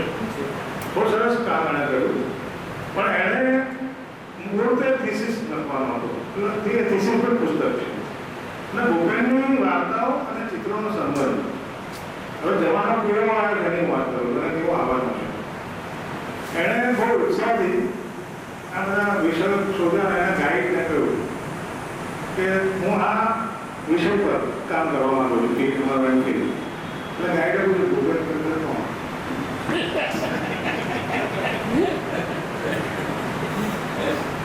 તો તમે તો યાર ભૂપેન ખરેખર એક પાસાની વાત લો, એ તો ભૂપેન ખરેખર પણ એ સમજાવવું પડે. તો આ સમય આવી ગયો છે, આવવાનો જેવું નહીં, આવી ગયો છે. We are living in that era. તો ભાઈ આ બધા ઇન્ડિકેશન મૂક્યા છે. એટલે ધીમે ધીમે કરતા પુસ્તકનું આયોજન થતું ગયું, લેખન થતું ગયું, અને અલ્ટિમેટલી પુસ્તક જ્યારે લખાયું ત્યારે અમે એના 4 ખંડમાં વિભાજન કર્યું. 4 ખંડ એવી રીતે કે પહેલો ખંડ એની સળંગ આવે, એટલે જીવન જન્મથી મૃત્યુ સુધી. પછી બીજો ખંડ, તો એમાં જીવન કથા સાથે સંકળાયેલી પણ એમાં પ્રમાણથી વિસ્તારથી લખી ન શકાય એવી વાતો, જેમ કે આપણું ટેટ ગેલેરીવાળું રમખાણ, એ એમાં આવે. બીજા 3-4 વસ્તુ છે. ત્રીજા ખંડમાં એવું કર્યું અમે, ભૂપેન પોતે ખૂબ અદ્ભુત ગદ્યકાર હતા. એમ તો બધા મેં કવિતાઓ લખી, પણ ભૂપેનના ચિત્રો તમે જુઓ, એની લખાણ તમે જુઓ, તો તમને સટલ કરેક્ટ ઓફ હ્યુમર તમને દેખાય. બહુ જુદા પ્રકારનો હ્યુમરના અતિશય બેઠાને ખબર છે, હ્યુમરના 4 પ્રકાર હોય છે, જાડી પાતળી લઈને મીડિયમ સાઈઝની બધી. પણ ભૂપેનનામાં એક એવો વિશિષ્ટ પ્રકારનું હ્યુમર દેખાય આપણને કે જો તમને ખબર ના કે હ્યુમર છે, અથવા તમે ભૂપેનના વ્યક્તિત્વને ઓળખતા નથી, તો તમને ઓફેન્ડ થઈ જાય. ત્યાં તમને એવું થાય કે આ માણસને ભગવાન આને કંઈ આવડતું નથી, એક દાખલો આપો. ભૂપેનની પ્રિય હ્યુમરનો પ્રિય વિષય કયો? તો ભૂપેન ખેતવાડીમાં ઉછરેલા, મુંબઈ, આખો મધ્યમ વર્ગીય વિસ્તાર, 40 મુંબઈ, એને બધી ખેતવાડીની પહેલી ગલી, બીજી ગલી, મનમોહન દેસાઈની ઓફિસ પણ ત્યાં હતી, સુભાષ દેસાઈના બધા, પણ એ ટિપિકલ મધ્યમ વર્ગીય વિસ્તાર. એટલે મધ્યમ વર્ગનું એક જુદું વિશ્વ હોય છે,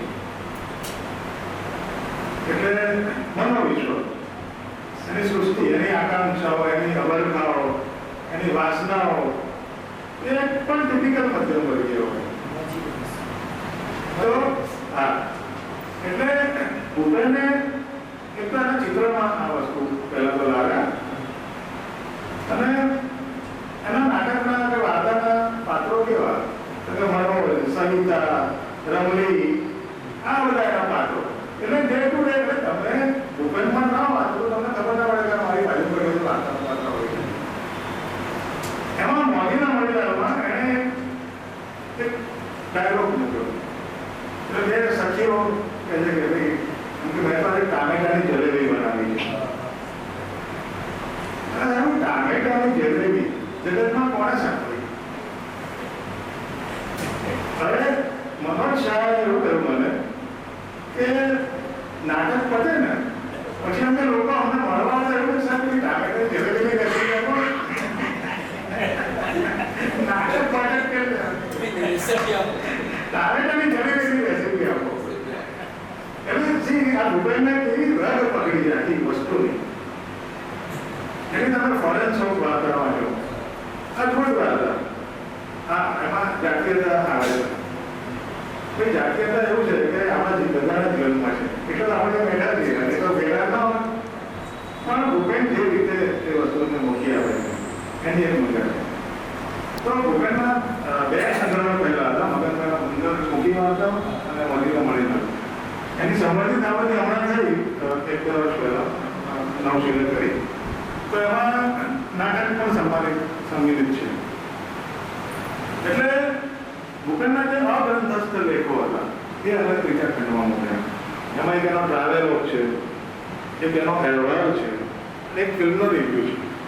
અનમોલ મોતી નામની એક ફિલ્મ આવી કે જીતેન્દ્ર અને બબીતાની, એનો ભૂપેનનો શું આસ્વાદ કરાવે છે. તમને મજા પડી જાય, તમને એમને કે આ ફિલ્મ જોઈએ કે ના જોઈએ, પણ તમે આટલું થઈ જશે. ભૂપેને લખેલું એક કવિતા, એટલે આવું બધું સર્જન અમે ત્રીજા ખંડમાં મૂકી, જેથી એના ગદ્યનો એક તમને ખ્યાલ આવે. પછી એક એવી વ્યાપક લાગણી હતી કે ભૂપેનની વાર્તાઓની નોંધ નથી લેવાઈ વિવેચકો દ્વારા. તો વાત સાચી હશે, હોય છે, પણ અમને કહ્યું કે ભાઈ એવું તો સાવ ના હોય. અને આવી પથભંજક વાર્તાઓ લખનારની નોંધ તો લેવાય, કોઈકે તો લીધી હશે. તો અમે એ બધું શોધ્યું કે ભાઈ કોણે એનું વિવેચન કર્યું છે. બોગાયતા સાહેબ, જયેશ બોગાયતા, શિરીષભાઈ, આ બધાએ જ્યાં જ્યાં તે વાર્તા વિશે કશીક વિવેચન નોંધ કરી, વિવેચન કર્યું, એ પણ અમે આમાં સમાવે ત્રીજા ખંડમાં. એટલે તમને ત્રીજા ખંડમાં પણ બે પેટા વસ્તુઓ જાણવા મળે. એક તો ભૂપેનનું પોતાનું ગદ્ય અને એની પર થયેલું વિવેચન. આ ઉપરાંત એની પર એના લખાયેલા શ્રદ્ધાંજલિ લેખો ભૂપેન વિષયના વિશેષ લેખો, એની જયદેવભાઈનો અને રામચંદ્ર પટેલની કવિતા. ચોથો ખંડ સૌથી મહત્વનો કે ભૂપેનની વાત તમે ચિત્રો વગર કરી જ ના શકો. અને એ ચિત્રો ભલે આપણે એવું લાગે કે ચિત્રો સમજાવવા ન જોઈએ, પણ એ સમજાવવા પડે. તો એ ચિત્રોનો આસ્વાદ અલગ ચોથા ખંડમાં થાય. એની પાછળ શું છે, એનું ચિત્રમાં શું કહેવામાં આવે, અમુક રંગો અમુક પાત્રો કેવી રીતે આવે છે, આવી બધી વાત. આ 4 ખંડની વાત થઈ.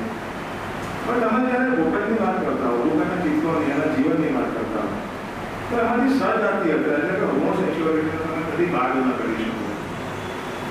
એ જો તમે એટલા બધા બેરોટન હો તો ભૂપેનનું ચરિત્ર લખી ના શકાય.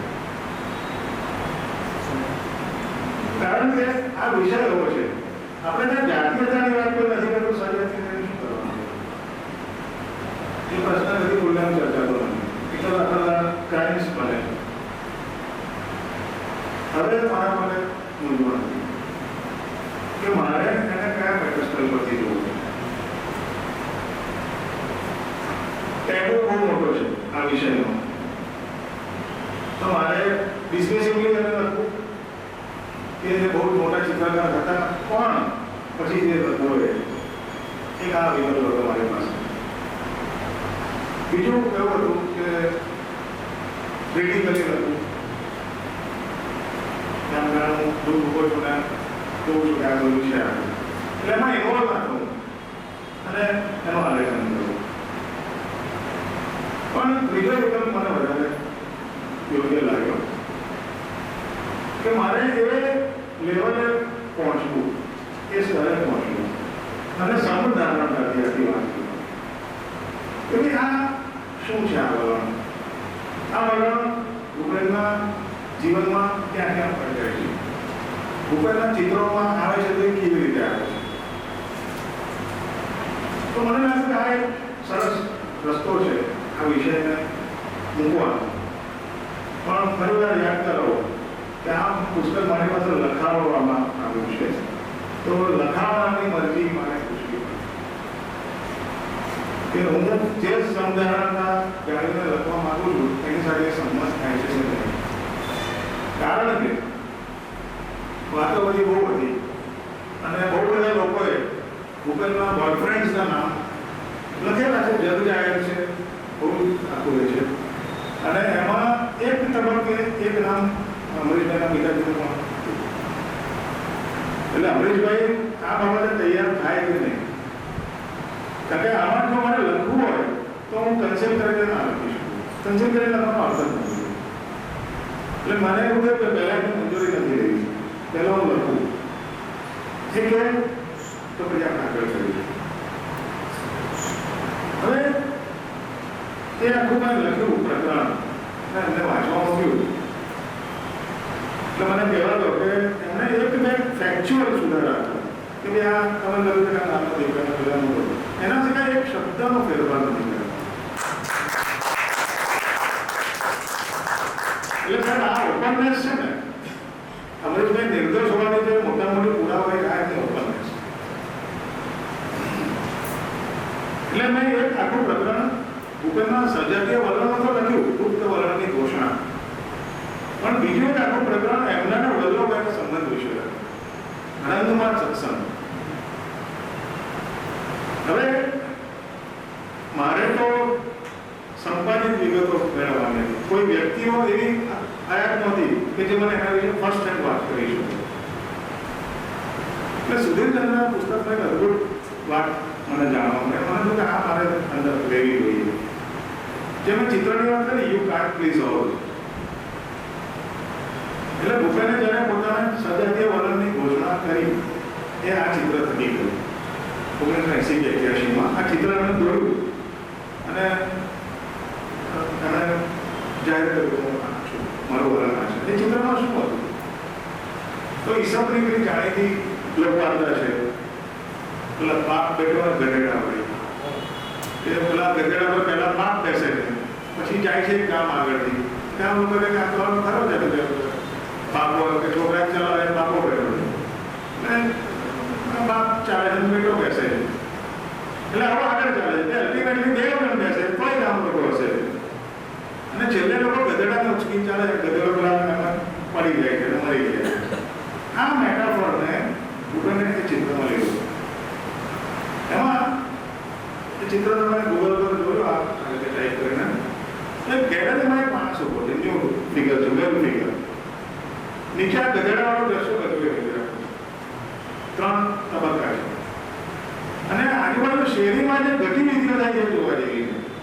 એક ઘરમાં લોકો બેસીને ટીવી જોઈ રહ્યા છે, એક કોઈ માણસ બોનેટ ખોલીને એમાં માથું નાખીને કાર રિપેર કરી રહ્યો છે, એક માણસ આંબા પરથી કેરીઓ પર ડંડા વડે પાડી રહ્યો છે. ટૂંકમાં લોકોને કશી પડી નથી યાર, તમે જે કરતા હોય. So you can't please all, do vote ever you like. આ એક વાત, આ સંદેશો એણે આપ્યો. હવે સુધીરચંદ્રના પુસ્તકમાં શું હતું કે ભાઈ આ મેલ ફિગર કોણ છે, ઉભેલી છે, તો તમે દેખીતી રીતે જુઓ ને પહેલી તરફ તો તમને ખબર કે ભૂપેન પોતે છે. એનો સેલ્ફ પોર્ટ્રેટ, સફેદ વાળ અને ટિપિકલ આઈડેન્ટિટી. એટલે પહેલી નજરે જો એના કેટલા ભૂપેન છે. પછી જરાક તમે ધ્યાનથી જુઓ, તમને લાગે કે ના યાર વલ્લભભાઈનો છે. ચાલો ઘડીમાં ભૂપેન લાગે, ઘડીમાં વલ્લભભાઈ લાગે. હવે જે ચહેરા એક સેકન્ડમાં આવી રીતે ભળી ગયા, એ સમાજને નામ આપણે કોણ, એને આપણે શા માટે લેબલ આપવું જોઈએ? તમે જુઓ, બંનેનું મૃત્યુ એક અઠવાડિયામાં થયું. પહેલા વલ્લભભાઈ ગયા ત્યારે ભૂપેનભાઈની સ્થિતિ અતિ ગંભીર હતી અને એમને કહેવામાં પણ નહોતું કે વલ્લભભાઈ ગયા, કારણ કે ઇમેજિનિંગ દેટ કરી એમને શોક લાગશે. તો એમને ખબર પડી કોઈ રીતે, એટલે લુંગી પહેરેલી અવસ્થામાં સ્મશાને ગયા અને ત્યાં શૂન્ય માણસ કરીને બેસી ગયા. એ પછી અમરીશભાઈના મિત્ર અને ચાર્ટર્ડ એકાઉન્ટન્ટ ભરત હરીફ, જે ભૂપેનભાઈ સાથે એમની ભાગીદારી ચાર્ટર્ડ એકાઉન્ટની ફોર્મમાં, એ લોકો વલ્લભભાઈના અવસાનના 2-3 દિવસમાં ભૂપેનને મળવા ગયા. ભૂપેને કહ્યું કે વલ્લભભાઈ નથી તો મને એમની જીવવાની છે. હવે આવું કહેતા બહુ લોકો હોય છે અને એક જ અઠવાડિયામાં ભૂપેન, એટલે એમણે એવું સુધીરચંદ્રને ઉલ્લેખ કર્યો છે કે વલ્લભભાઈને કહેવાય હું આવું છું, આવું એમણે કહ્યું. તો આ સંબંધને તમે કોઈક લેબલથી જો માપવા જાઓ, તો કેવી રીતે શક્ય બને? અને એ સંબંધ ત્યાં પૂરો નહોતો થઈ ગયો. આ માણસે અમરીશભાઈએ કોની જીવન કથા લખી? વલ્લભભાઈ નહીં, ભૂપેન કાકાની. એને પોતાના પૈસા. હા સાહેબ, એવું છે કે અંગતતા બધી બહુ હોય છે. જીતુભાઈ તમે વધારે જાણો તમારા વ્યવસાયના કારણે. જેવી પૈસાની વાત આવે એટલે કે આમ અમારે આમ સંબંધ પણ એટલો બધો નહીં, આમ બહુ ખાસ સંબંધ હોય. પણ તમે કહો સાહેબ આપણે ભૂપેનનું ઉદ્ધન કરી રહ્યા એટલે અમુક જણા તો પાણી પહેલા પાડવા દીધું કે અમે બધું કોન્ટ્રીબ્યુટ નહીં કરીએ. તો અમારે આર્થિક કોન્ટ્રીબ્યુશનની જરૂર નથી, અમારે તમે મટીરિયલના કોન્ટ્રીબ્યુશનની જરૂર. એ હોય તો આર્થિક તો આ બેઠા છે. મેં એમ સુધી એમને પૂછ્યું કે તમે પૈસા ક્યાંથી કરે અને શા માટે ખર્ચે. તો કેવા કેવા લોકો અમને મળે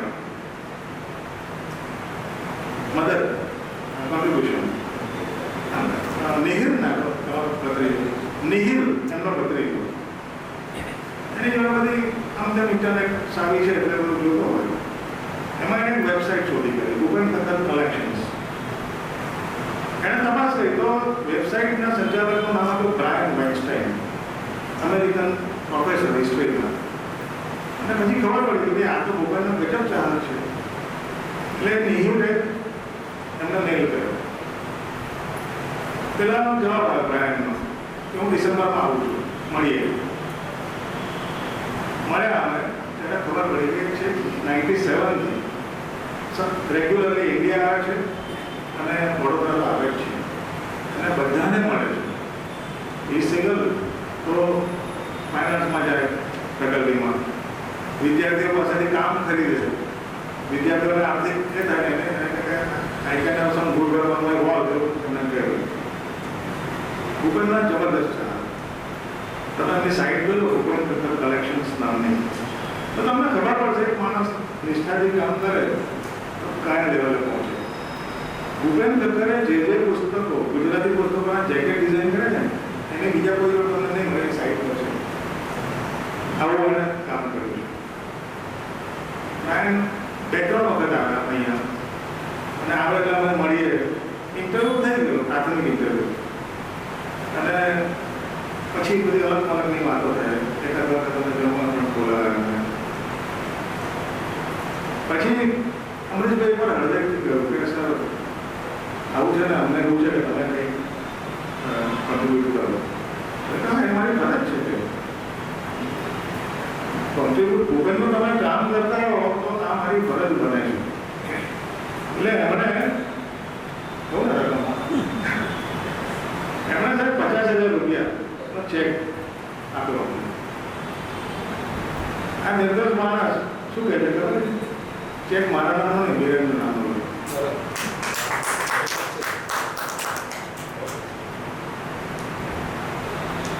એટલે આવી રીતે આ પુસ્તક તૈયાર કર્યું છે.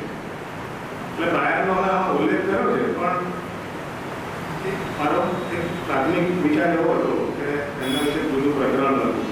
પણ પછી મને થયું કે આ અહીંયા એક પ્રપોર્શન આઉટ ઓફ પ્રપોર્શન લાગશે. એટલે એમણે આર્થિક સહાય કરી તો જુદી વાત છે, પણ એમનો જે પેશન ભૂપેન માટેની. ભૂપેન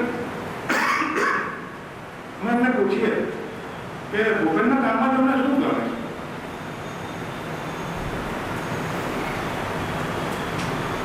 તમને સમજણ પડે છે? કારણ કે એમાં મોટે ભાગે ઇન્ડિયન અને એમાં ગુજરાતી કોન્ટેક્સ્ટ હતો. જેમ કે ભૂપેનનું એક ચિત્ર છે પેલું સ્મશાનવાળું, બરોબર, ડેથ ઇન અ ફેમિલી.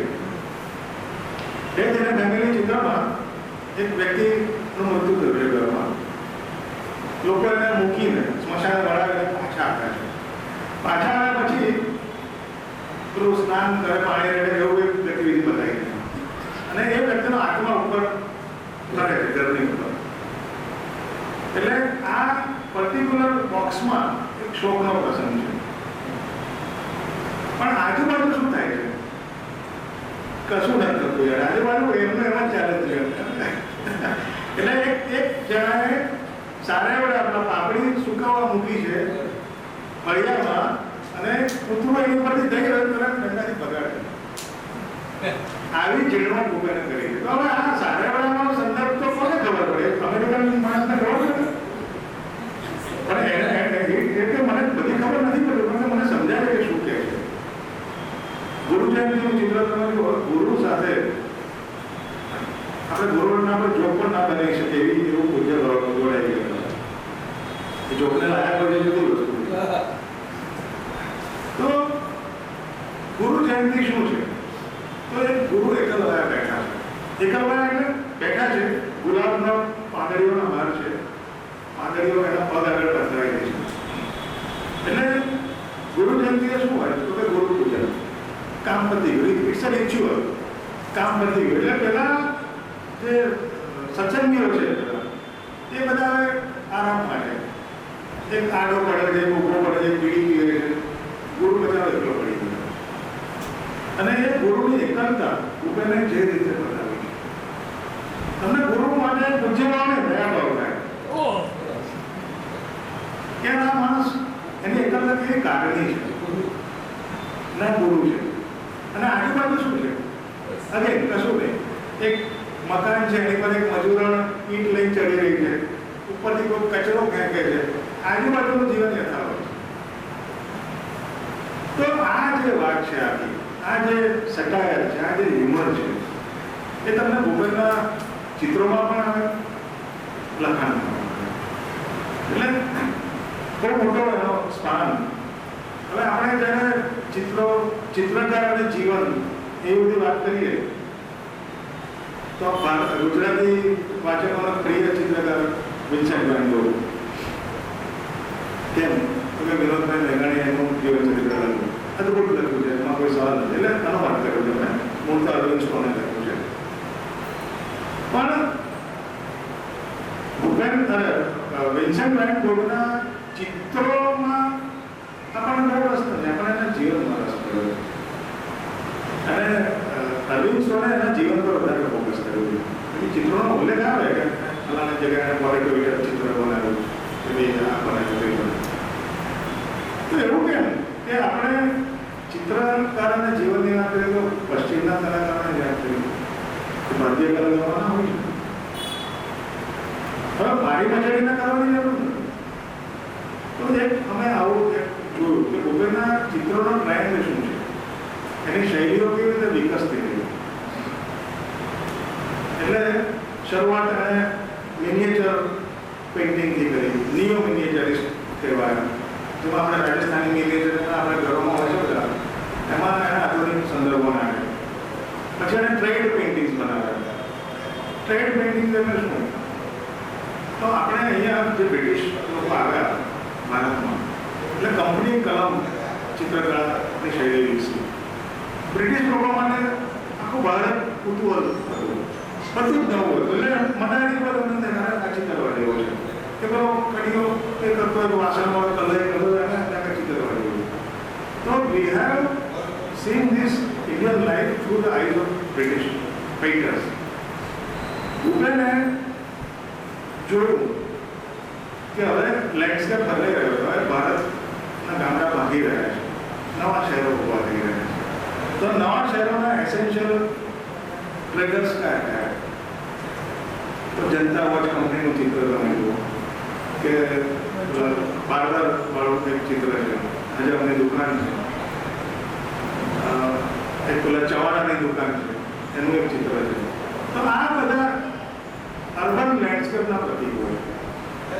એટલે ભૂપેનના ચિત્રોની જ્યારે વાત આવે ત્યારે કરોડો રૂપિયામાં વેચાય છે. એ પહેલો પ્રતિભાવ આવ્યા પછી બીજો પ્રતિભાવ એવો હોય કે એના ચિત્રોમાં રંગોના ઠેકાણા નથી, હ્યુમન એનેટોમીના ઠેકાણા નથી, માનવ શરીર શાસ્ત્ર, અને વલ્ગર હોય છે. તો આ એક આખું ટ્રાન્ઝિશન છે. હવે ભૂપેનના ચિત્રોમાં પશ્ચિમી જગતને કેમ રસ પડ્યો? પશ્ચિમી જગત એટલા માટે રસ પડ્યો કે એ લોકો તો એવું માનતા હતા કે ભાઈ ભારત એટલે ગામડામાં વસેલો દેશ. પણ પછી જે ગામડા ભાગીને એનું શહેરીકરણ થતું ગયું તો એ નવું સર્જાયેલું જગત ક્યાં જોવા મળે છે? એ ભૂપેનના ચિત્રોમાં જોવા મળે છે. એમને એવો રસ પડ્યો તો આ ભારત છે, આ નવું ભારત છે. અને એ લોકોએ ભૂપેનની ચિત્રકળાને એવી રીતે મૂકી. એટલે ભૂપેનના ચિત્રકળામાં પણ આ એક ફેઝ બધા આવતા કે ટ્રેડ પેઇન્ટિંગ્સ થયા. પછી જ્યારે એને યુ કાન્ટ પ્લીઝ ઓલ નામનું ચિત્ર દોર્યું એ પછી એના ચિત્રોમાં સજાતીયતાનો વિષય ખૂબ આવ્યો, અનેક રીતે આવ્યો. તે પછી લગભગ 1899માં એમને પ્રોસ્ટેટનું કેન્સર લાગુ પડ્યું.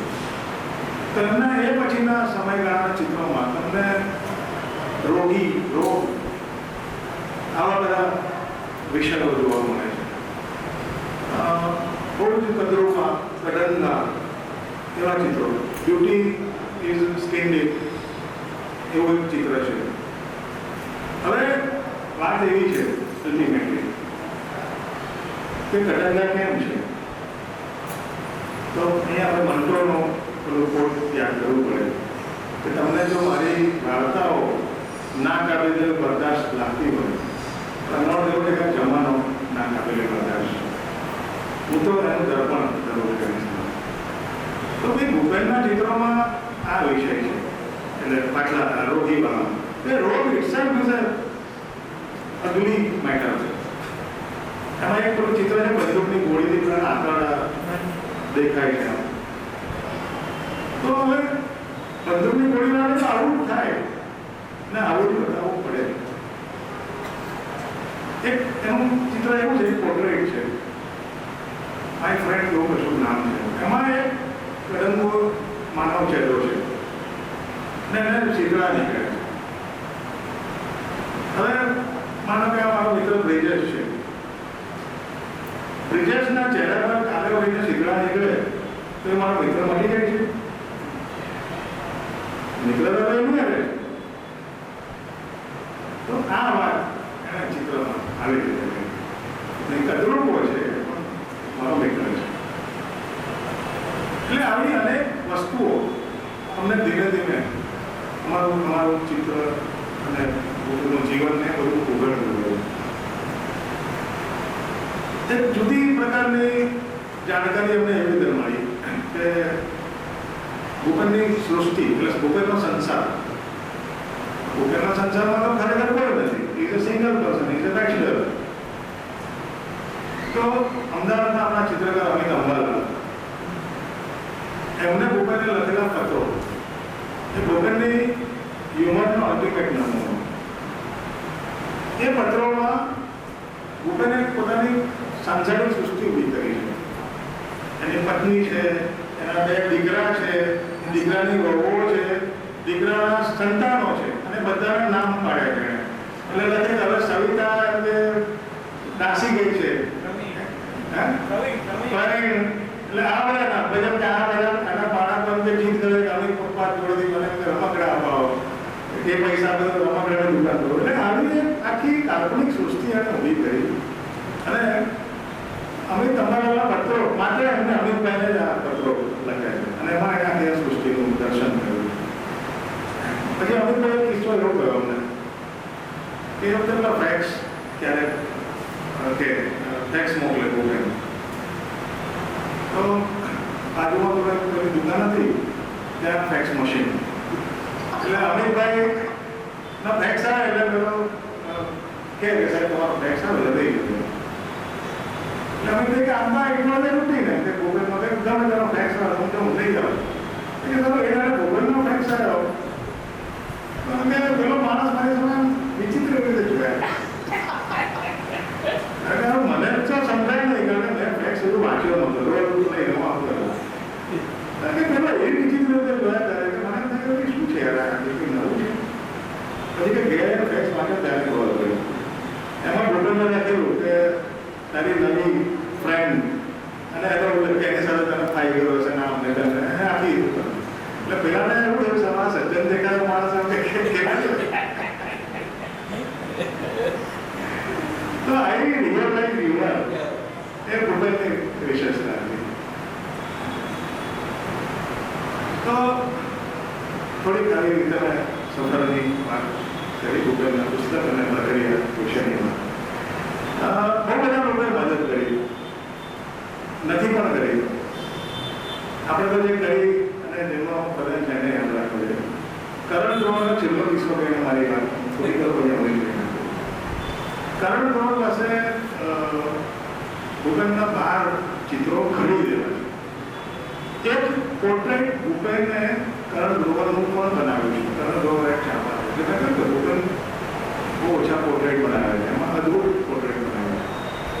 અને કરણભાઈને એમાં મળવા ગયા. અમરીશભાઈ અપોઇન્ટમેન્ટ લીધી અને અમે મળવા ગયા. એટલે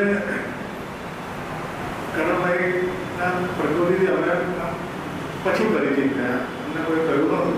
અમે એવું નિર્દોષ પડે જતા એમની જોડે નિર્દોષ બની જતું. તો અમે ગયા કરણભાઈ કે you want to make money out of this book?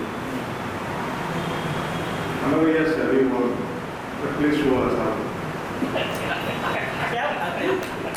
કારણ અમારે તો અભૂત છે, અમે પૈસા બનાવવા માંગીએ છીએ, પણ અમને ખબર નથી. તમે શીખવાડો. તમે જુઓ, આમાં એક વસ્તુ છે. કરણ ગ્રોવરનો એક બીજો મારી આ પુસ્તકમાં ઉલ્લેખ છે આગળ, જ્યોતિભટ્ટની ડાયરી કે ભૂપેનને કવિ કરણ બહુ વ્યથિત થઈ ગયા હતા. એ પણ સાચું છે, આ પણ સાચું છે. કોઈ એક બંને અંતિમ છે, પણ બંને સારા છે. એટલે વ્યક્તિની પ્રકૃતિ છે. પછી અમે પૂછ્યું હતું કે તમે કંઈક વાત કરો અથવા તો તમે કંઈક લખી નાખો અથવા તો કંઈક એવું કશું કરો. તો કે I tell you one thing, Bhupen was drawing like a sheet. એટલે કે ભૂપેન સાવ છી જેવું દોરે છે. અમે કહ્યું કે પણ તમારી જોડેના 12 ચિત્રો છે. તો એ જુદી વાત છે. તમે જુઓ કે આ બે અભિગમ, એક બાજુ ભૂપેનના જવાથી વ્યથિત થયેલા કરણ ગ્રોવર અને બાજુ પાર્થર પેઇન્ટિંગ પછી એવું કહે વિરોધ થઈ છે. તો જીવન ચરિત્ર લખતા આવા અનેક અનુભવો થતા હોય અને બધા અનુભવ લખી ના શકાય, પણ આપણા મનમાં એ અર્થ તરીકે સંગ્રહ અને મોટે ભાગે એવું થાય છે કે એક અનુભવ બીજામાં કામ નથી આવતો. કારણ કે વ્યક્તિઓ સાથે આપણે કામ પાડવાનું. દરેક વ્યક્તિ જુદી જુદી છે. આપણે જ્યારે વાત કરવા જઈએ ત્યારે એની માનસિકતા જુદી હોય, પછી જુદી હોય, પહેલાં જુદી હોય. તો આવા અનેક વસ્તુઓ આ બધાનું સંયોજન છેલ્લે જ્યારે પુસ્તક થઈને બહાર આવે ત્યારે ખાટા મીઠા અનુભવોમાંથી માત્ર મીઠા અનુભવો રહે છે. તો આ ટાઇટલ ફોટો કુશાગર મહેતાએ અમને આપ્યો અને બહુ આનંદપૂર્વક કે તમે આ વાપરો ટાઇટલ. અને આ પાછળનો જે ચિત્ર છે તમે જોઈ શકો છો, આ ભૂપેન છે, આ વલ્લભભાઈ છે અને આ ચિત્ર ટીમથી રાયમાને બોલ્યું છે. આ બંનેની મિત્રતાના અંજલિ.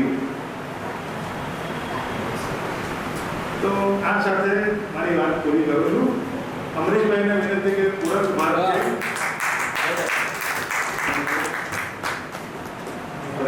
ખૂબ તાલીઓથી એને વધારે ખૂબ સરસ વક્તવ્ય, કંઈ પણ લખાણ વગર અને ખૂબ એક જ પ્રવાહી શૈલીની અંદર એને કર્યું.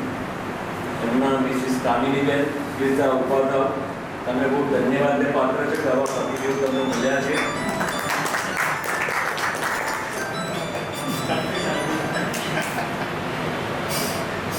ભૂપેન કાકા અને મારા પપ્પાનો રોકડી એક સિક્કાની જેમ આવી. ભૂપેન કાકાને કંઈ પણ આમંત્રણ મળે, કંઈ પણ હોય, મારા પપ્પા અચૂક હોય જ અને લોકો પણ સમજી ગયા હતા. આપણે ભૂપેન કાકાને કહીશું તો વલ્લભભાઈ આવશે છે, તેની ગણતરીની પાકી એવી ગાઢ મિત્રતા હતી. લગભગ એમને જેમને પ્રશ્ન હોય તે તમને કહું, અને મુલાકાત કેવી રીતે થઈ. લગભગ 79ની આસપાસ સુરત સ્ટેશન ઉપર મારા પપ્પાને ઉતરવું અને ભૂપેન કાકાને ટ્રેનની અંદર વડોદરા તરફથી આવવાનું. તો એકદમ મારા પપ્પાનો ચહેરો જોયો અને સ્ટેશન ઉપર જોરથી બૂમો પાડવાનો, ઓ વલ્લભ, ઓ વલ્લભ, ઓ વલ્લભ, ઓ વલ્લભ. મારા પપ્પાને કોઈ જાણતો નથી, ઓળખતો નથી. ભૂપેન કાકાનો છે ને પહેરવેશ તો બહુ ટિપિકલ લાંબો કોટ પહેર્યો, ગરમીની અંદર બી કોટ પહેર્યો, ઇંગ્લેન્ડમાં પહેરે એવી રીતે, અને લગર વગર કપડાં, કોઈ વખત ઇસ્ત્રીવાળા કપડાં તો હોય જ નહીં, બંડી પહેરી કોઈ ઘણી વખત, અને ખાદીના બી કપડાં પહેરે પાછા, જેથી થોડા આકાશ આવ્યા. તો સ્ટેશન ઉપર એક મોટેથી બુકો પાડ મળે, વલ્લભ વલ્લભ કરીને. મારું નામ શું છે એવું જાણતો ઓળખતો નથી. પછી કે યાર તારે કેટલા વખતથી તને શોધું છું, તો ક્યાં છે? તો વડોદરા છું, પણ હું તમને ખ્યાલ નથી આવતો હવે કોણ છો શું છે. તરત ભૂપેન કાકાએ જવાનું માંડી આવ્યું, અને બે જણ સુરત સ્ટેશને ચા પીધી, અને પછી ત્યાંની મુલાકાતનો દોર શરૂ થયો. અમારા ઘરે લાડવાડા ભરે હતો, લાડવાડા એટલે મુગલવાડા, અમારી બોર્ડર લાઇન્સ બધી ગયેલા. લગર વગર કપડામાં લેમિનેટર સ્કૂટર ચલાવી દિવસો મારા આપણને 3 દોડ કરે, સવાર કામ કરે, બપોર અને રાત્રે સુધી હોય. આ એનો રીતે એમને પર્પસનો જ્યારે એવોર્ડ મળ્યો એ અહીંના લોકોથી નહીં, પરદેશના ચિત્રકારો, પરદેશના લોકોએ કહ્યું કે ભાઈ તમારા ઇન્ડિયાની અંદર આવી રીતે કોઈ આર્ટિસ્ટ છે અને ખૂબ સરસ ધૂમ મચાવે અને ચિત્રોની કિંમતો આટલી બધી થાય છે, તો તમે એ લોકો એને પસંદ કરો ને કે છે. એટલે સેન્ટ્રલ ગવર્મેન્ટની લોકો શોધતા નામ કોણ છે એવી રીતે શોધતા એમને દરવાજા, અને મારા પપ્પા અને ભૂપેન કાકા એ પદ્મશ્રી એવોર્ડ લેવા માટે ત્યાં ગયા.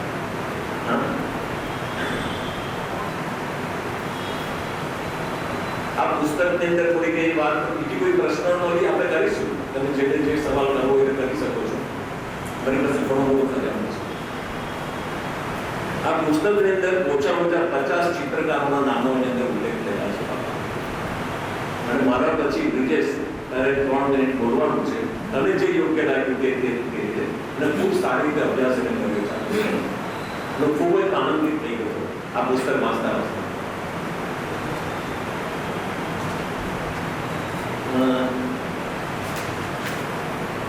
હવે આ પુસ્તક લખવાનું મને કઈ ઈચ્છા થઈ કે હંમેશા છે કે છેલ્લી અવસ્થાની અંદર બધાને તકલીફો હોય. મારા બાપા તો બિલ્ડિંગ કોન્ટ્રાક્ટરનો ધંધો કરે, તો એ અવસ્થામાં શું છે, બિલ્ડિંગ કોન્ટ્રાક્ટના 2%, 3%, 5%, બહુ 10% ઓર્ડર આપે.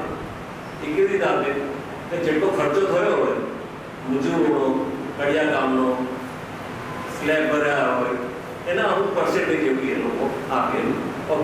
સુપરવાઇઝરની કામ કરવાનું. મારા બાબા આખી જિંદગી જે રીતના કામ કરેલું એ થોડા ઘણા આર્કિટેક્ચર જેવા થઈ ગયા, સ્ટ્રક્ચરલ એન્જિનિયરમાં. એટલે મારા પપ્પા આ ભૂપેન કાકાના ચિત્રો દોરે એટલે કોઈ ભૂલ ના કાઢે, પણ મારા પપ્પા રૂપ કાઢીને અંગ્રેજી બતાવે કે આ આવી રીતે ના થાય, આ તો આ છે તો તારું ખોટું બતાવે, તારો હાથની આંગળી ખોટી બતાવે છે, તારો આ તો એકદમ ઓછું બતાવે. કરતા હતા બેઉ જણ, સમજતા હતા બેઉ જણા એકબીજાને એક્સેપ્ટ કરતા હતા. તો ખરી મિત્રતા તમે જુઓ કે મારા પપ્પાને કારણે સત્સંગની અંદર બેસતા પણ થયા, આગ્રા પણ જતા થયા. મારા પપ્પાને કારણે આગ્રા સત્સંગમાં, રાધા સ્વામી સત્સંગ. હવે એને કોઈ લેવા દેવા નહીં, એ તો કોઈ દિવસ કોઈ મંદિરે પણ નહીં ગયા. પણ છતાં મારા પપ્પાની મિત્રતાને કારણે મારા મિત્રને ગમે છે, એટલે મારા મિત્રને કંપની આપવા માટે પણ ત્યાં ગયા. એક વખત ચિત્ર કંઈક બધા સારા વેચાયા છે, એટલે લાડવાડે આવી મારા ઘરે મારા પપ્પાને કહ્યું, વલ્લભ મારી પાસે બહુ પૈસા થઈ ગયો છે, હવે અત્યારે આપણે ટ્રેનમાં જવાનું છે. એ લોકો ટિકિટ લડાય ટ્રેનમાં આવવા જવાનું. તમે નહીં માનો, ભૂપેન કાકા ચાર્ટર્ડ એકાઉન્ટન્ટ, ક્યારેય કોઈ દિવસ એમને ઇન્કમ ટેક્સ ફોર્મ ભર્યું નથી, ફોર્મ ભરતા આવડતું પણ નહીં. આ જે ભરત પરી ચાર્ટર્ડ એકાઉન્ટ છે એ મારા સંબંધી થાય, ઓળખીતા થાય, મારો ખાસ મિત્ર થાય. એટલે મારા પપ્પા અને ભૂપેન કાકા બે જણા ત્યાં જાય અને ભરત પરી જગ્યા ત્યાં સહયોગ કરી કાઢો બ્લાઇન્ડલી. અને કંઈ પણ પરદેશમાં ચિત્રો વેચાય તો એ પૈસાની ઇન્કમ ઇન્ડિયામાં કેવી રીતે લાવવાની અને કેવી રીતે ટેક્સ બચાવવાનો એ મારો મિત્ર બધું મદદ કરે. ભૂપેન કાકાના પૈસાની લેવડ દેવડ અને બેંકોની અંદર ભૂપેન કાકાને કાંઈ ખબર ના હોય કે કેટલા છે ને કેટલા નથી. જ્યારે પૈસા જરૂર પડે પહેલી તારીખે પૈસા આપે, પછી વચ્ચે કંઈ જરૂર પડે તો મોટા ગભરાતા મારા બાપા પાસે માંગે તો અમને 10,000 ની જરૂર છે. એમના પૈસા એમની વસ્તુ, છતાં પણ ગભરાતા માંગે. આ એમનો સંબંધ. અને લંડનમાં એ લોકો 6 મહિના રહ્યા હતા. તો 6 મહિના લંડનની અંદર જે જગ્યાએ જે સ્ટ્રીટોની અંદર એ ફર્યા ને, તો એ બેવડે એવું લાગે કે અમે લોકો વર્ષોથી તો અહીં રહેલા જ છે. કોઈ વસ્તુ એટલે અજાણી નથી. બધી ઘણી વાતો છે.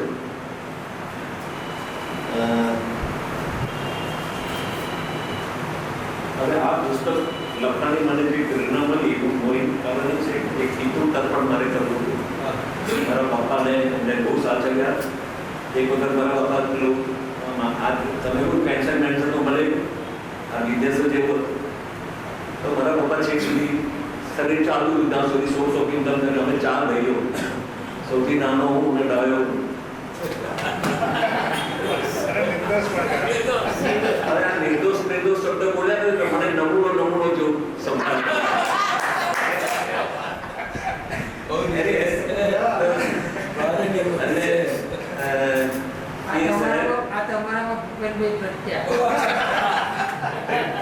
રખડેલા છે બધા. અત્યારે અહીંયા પણ ભૂપેન કાકાના વલ્લભભાઈ બેઠેલા હશે. એ પોતાની હવે આંતરિક આટલા વર્ષે આજે 2003માં એક્સપાયર થઈ ગયા માણસને 2025માં આપણે યાદ કરીએ છીએ. શબ્દથી એ જીવતા છે. એ પણ એક બહુ મોટા તો મારા પપ્પા મનુભાઈ ટાવર છે ને સાહેબ, ત્યાં આગળ બહુ મોટી બિલ્ડિંગનું એ હતું. અને ત્યાં મારા પપ્પા સુપરવાઇઝર તરીકે સોર્સ ઓફ ઇન્કમ તરીકે કરતા હતા. ભૂપેન કાકા બહુ સાંજે લેબરેટરી કાંઈ લઈને ઉભા. હવે ત્યાં કામ ના પતે તો એકદમ એકલાય પણ નહીં. હવે સ્લેબ બનાવતો હતો એટલે આ નીચે મોટો લઈ જાય કે આ કામ બધું આવતો નથી ના. તો હવે સ્લેબનું કામ ચાલુ તો સ્લેબ થોડી ના આવે. તો ઓર્ડર્સ બધા હોય ને લૂંટાડું અને બધા રિપોર્ટિંગ તો બધા થતા જ હોય. એટલે મારા પપ્પા એવું કે નહીં આપણે આજે નહીં આવે, મને નહીં ભાવે, હું તો આજનું માડી. એટલે એમની તો ગુસ્સે થઈ ગયા. જનરલી કોઈ દિવસ કોઈ ગુસ્સે ના થાય. કોઈ નહીં કરું ગમે તેવું એટલે ગમે તેવું કોઈ બોલી જાય ને તો પણ એની પર ગુસ્સે ના થાય. પણ કે એમનામાં સહનશીલતા કે ગમે તે એ ઇગ્નોર જ કરી દે. ઘણી વાર ઈચ્છા થાય તો મને સામે પડે તો મારી જોડે વાત પણ ના કરે. એટલા બધા એ કામ નહીં. તો તરત જ મારા પપ્પાને કહી દીધું આનો પૂછો તારે કેટલો મહિનો પગાર જોઈએ છે, તારે કેટલો ખર્ચો કરવો થાય છે, એ બધું હું તને આપીશ. તું એ છોડ દે આ બધું. તમે નહીં માનો પરવાને પેલાને એના ઓનર્સને વાત કરી કે ભાઈ મારે જવું પડશે, મારે જવું છું કે બીજે દિવસે તો જતો દિવસે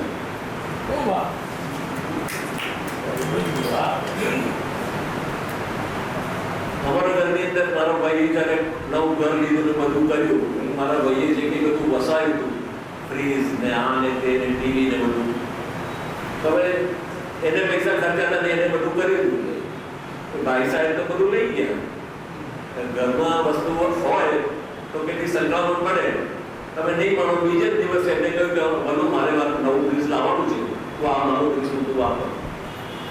સીધું ટ્રાન્સફર કરી દીધું. ટીવી નવું લઈને મૂકી દીધું. ફોન પદ્મશ્રી એવોર્ડ છે ને ફ્રી એક ફોન આપવામાં આવે લેન્ડલાઇન. તો એ ફોન બી મારા પપ્પાને એટલે એટલું બધું કે આ લોકો પદ્મશ્રી એવોર્ડ મળે એ લોકોને ખર્ચો ના આવે. ગાડી મોટર એ લોકો બિલ જ ના. તો એ ફોન મારા બાપા માટે ઉતારી દીધું લેન્ડલાઇન. જવાબ બધી ઘણી વાતો છે પણ દૂધ છે બધું. અને ભૂપેન કાકાને વલ્લભભાઈ સ્વાર્થ સિવાય સંબંધ ન રાખવાનું વલણ આજકાલનું નથી. એ દરેક યુગનું લક્ષણ છે.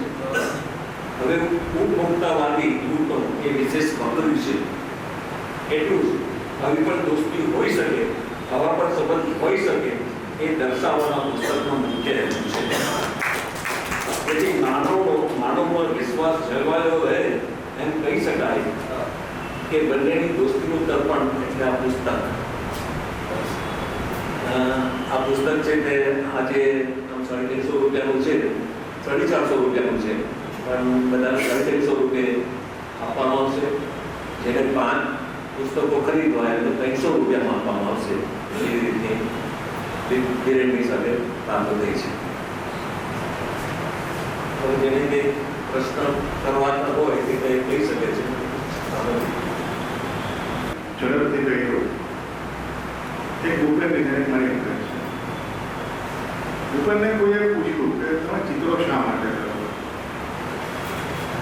આ જવાબ કે બીજા ચિત્રકારોએ દોરેલા ચિત્રો સમજી શકાય એના માટે હું ચિત્રો કરું. એટલે આ સમજણ બહુ મહત્વની. બીજી અંદર વાત મોહનભાઈ બારોટના ગ્રંથ ગોષ્ઠી ફોરમ સાથે સંબંધિત છે અને મારે મારી જાહેર કૃતજ્ઞતા વ્યક્ત કરવાની છે એ અર્થમાં કે 2016માં અહીંયા રાગ દરબારી પુસ્તકનો વાર્તાલાપ આપવા માટે આવ્યો અને એ વખતે અમરીશભાઈ સાથે મારે વાત થઈ કે મારી પાસે કાર્ટૂનનું ઘણું કલેક્શન છે. તો અમરીશભાઈ મન સગી શેડોમાં એટલે કે આપણે પ્રદર્શન કરવું તો એ મારા દોરેલા નથી, આ તો સંગ્રહ છે. તો કે તો શું કરવું છે? તો આપણે એમાં કાર્યક્રમ રજૂઆત કરવી છે, કરીએ કરીએ. મોહનભાઈએ એ કાર્યક્રમ બીજી ઓક્ટોબર ગાંધી જયંતિના દિવસે મારો સૌ પ્રથમ કાર્યક્રમ ગાંધી એક કાર્ટૂન્સ વ્યંગચિત્રોમાં ગાંધી પહેલું વાર 2016માં મોહનભાઈ આયોજિત કર્યો. એ પછી આજ સુધીમાં મેં અલગ અલગ પ્રકારના એવા 40 કાર્યક્રમો કર્યા અને ગાંધીમાંથી બહાર નીકળ્યો બીજા બધા વિશ્વ તરફ પણ વળ્યો અને એક જુદું જ ક્ષેત્ર મને મળ્યું કે જેમાં વિદ્યાર્થીઓ સાથે, વયસ્કો સાથે, તમામ ઉંમરના લોકો સાથે વિઝ્યુઅલ આર્ટની રીતે આખી વાત થાય, કાર્ટૂન કળાનો આસ્વાદ થાય અને અલગ અલગ વિષયો. ગાંધીજી તો ખેર મારો એક મુખ્ય વસ્તુ બની પણ બીજા બધા વિષયો પર હું કાર્ટૂન બનાવતો હતો, બતાવતો હતો. તો એનો યશ એના પાયામાં મોહનભાઈ આપેલો પ્લેટફોર્મ. તો થેન્ક યુ મોહનભાઈ. હા, એક અગત્યની વાત કહેવા કરી પુરસ્કાર રૂપે જે કંઈ થોડું આપ્યું કર્યું મારી પાસે જે કંઈ હતું ભૂપેન કાકાનું એ બધું મેં બધું દાળ ચોખા બધું પીરસ્યું બધું આપ્યું અને એની અંદર જે મીઠું મરચું અને લવિંગ ને મરીને જે બધું નાખ્યું છે એ ભાઈએ એટલી બધી મહેનત કરી છે પુસ્તક લખવાની અંદર 9 વર્ષ એમને એમના મગજની અંદર આ ચાલ્યા કર્યું અને એમની જહેમત બહુ છે. એમને ખૂબ જ પુણે ખાતરેથી ઘણી જ લોકોને મળ્યા છે એ અને ફેસબુક ઉપર લોકોના ફોન પણ એમના પર આવ્યા કરે ફેસબુક અને એમને આ જે જીવન બધી જે ખંખોટ કરી અને આ ભૂપેન કાકાનું આખું પુસ્તક જે બનાવ્યું છે ખરેખર એની અંદર દાદ માંગી લેવું છે, મહેનત એમને ખૂબ કરી છે, એ ધન્યવાદને પાત્ર છે. મારી વાત તો જુદી છે, નમૂનો છે તો નમૂનો જ છે પણ તમે નહીં માનો પુસ્તકના પુરસ્કાર રૂપિયાના પૈસા 6-7 વર્ષ પહેલેથી આપી દીધેલા. કામ પૂરું થાય પછી જ આપવું એવી બાન્યાગીરી કે અમે એવું કંઈ કર્યું નથી.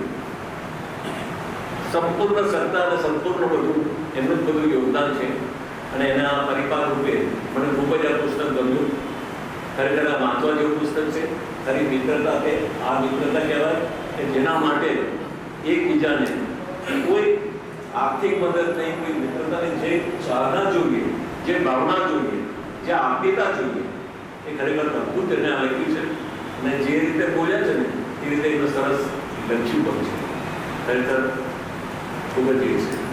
હવે બ્રિજેશ તું જરા તમારા પાસે બોલીશ પણ જો પ્લીઝ પછી જેને ક્વેશ્ચન આન્સર કરવાનો પ્લીઝ સવાલ એવું કે પૂછતો ચાલશે. સાહેબે ઘોષણા કરી કે પુસ્તક આપણા બધા વચ્ચે આવી રહ્યું છે. સૌથી પહેલા ફેસબુક ઉપર એ જે આમંત્રણ પત્ર હતું, પત્રિકા એને ચડાવી દીધી એટલે બધાને એવી ગેરસમજ થઈ કે બ્રિજેશે કામ કર્યું કારણ કે બધા વાંચે ના ને એટલું ચડાવીએ એટલે અભિનંદન ક્યારથી કામ કરતો હતો કહેતો નથી આ તે બધું એટલે મેં વચ્ચે ત્યાંનું કામ કર્યું. હું વિરેનભાઈને કહું કે આટલા લોકો આવવાના છે, આ છે તે છે ને હું પોતે જે દિવસે કોઈ કંઈ કામ આવી ચડ્યું હતું અથવા તો તબિયત કંઈ એ હતી તો પુસ્તકના વિમોચનમાં ના જઈ શક્યો, પણ એ કામ પતાવીને હું ને હેમાક્ષી બંને સાંજે એ જ દિવસે લગભગ એ દિવસ કે એના બીજા દિવસે એ પુસ્તક લેવા ગયા હતા. હવે એક જ વાત કરીશ કે મનોજભાઈની એમને વાત કરી તો હું બોમ્બેમાં નાટક અને ફિલ્મોના કામના લીધે આવજા કરતા રહી એટલે એકવાર મનોજ સરનો ફોન આવ્યો કે એક વસ્તુ તને બતાડું. તો મને મેં કીધું કે શું હશે? એ કીધું આવ. એટલે આમાં કેવું હોય કે જે માર્કેટમાં ચાલે ને એવા નાટકો કરવાનું ચડ હોય તો માર્કેટમાં ચાલે ને આપણું થોડું એમાં ગાડું ગગડે. એટલે એમાં એક વિષય હતો ભૂપેન ઠક્કર અને એ સજાતીય વસ્તુના લીધે.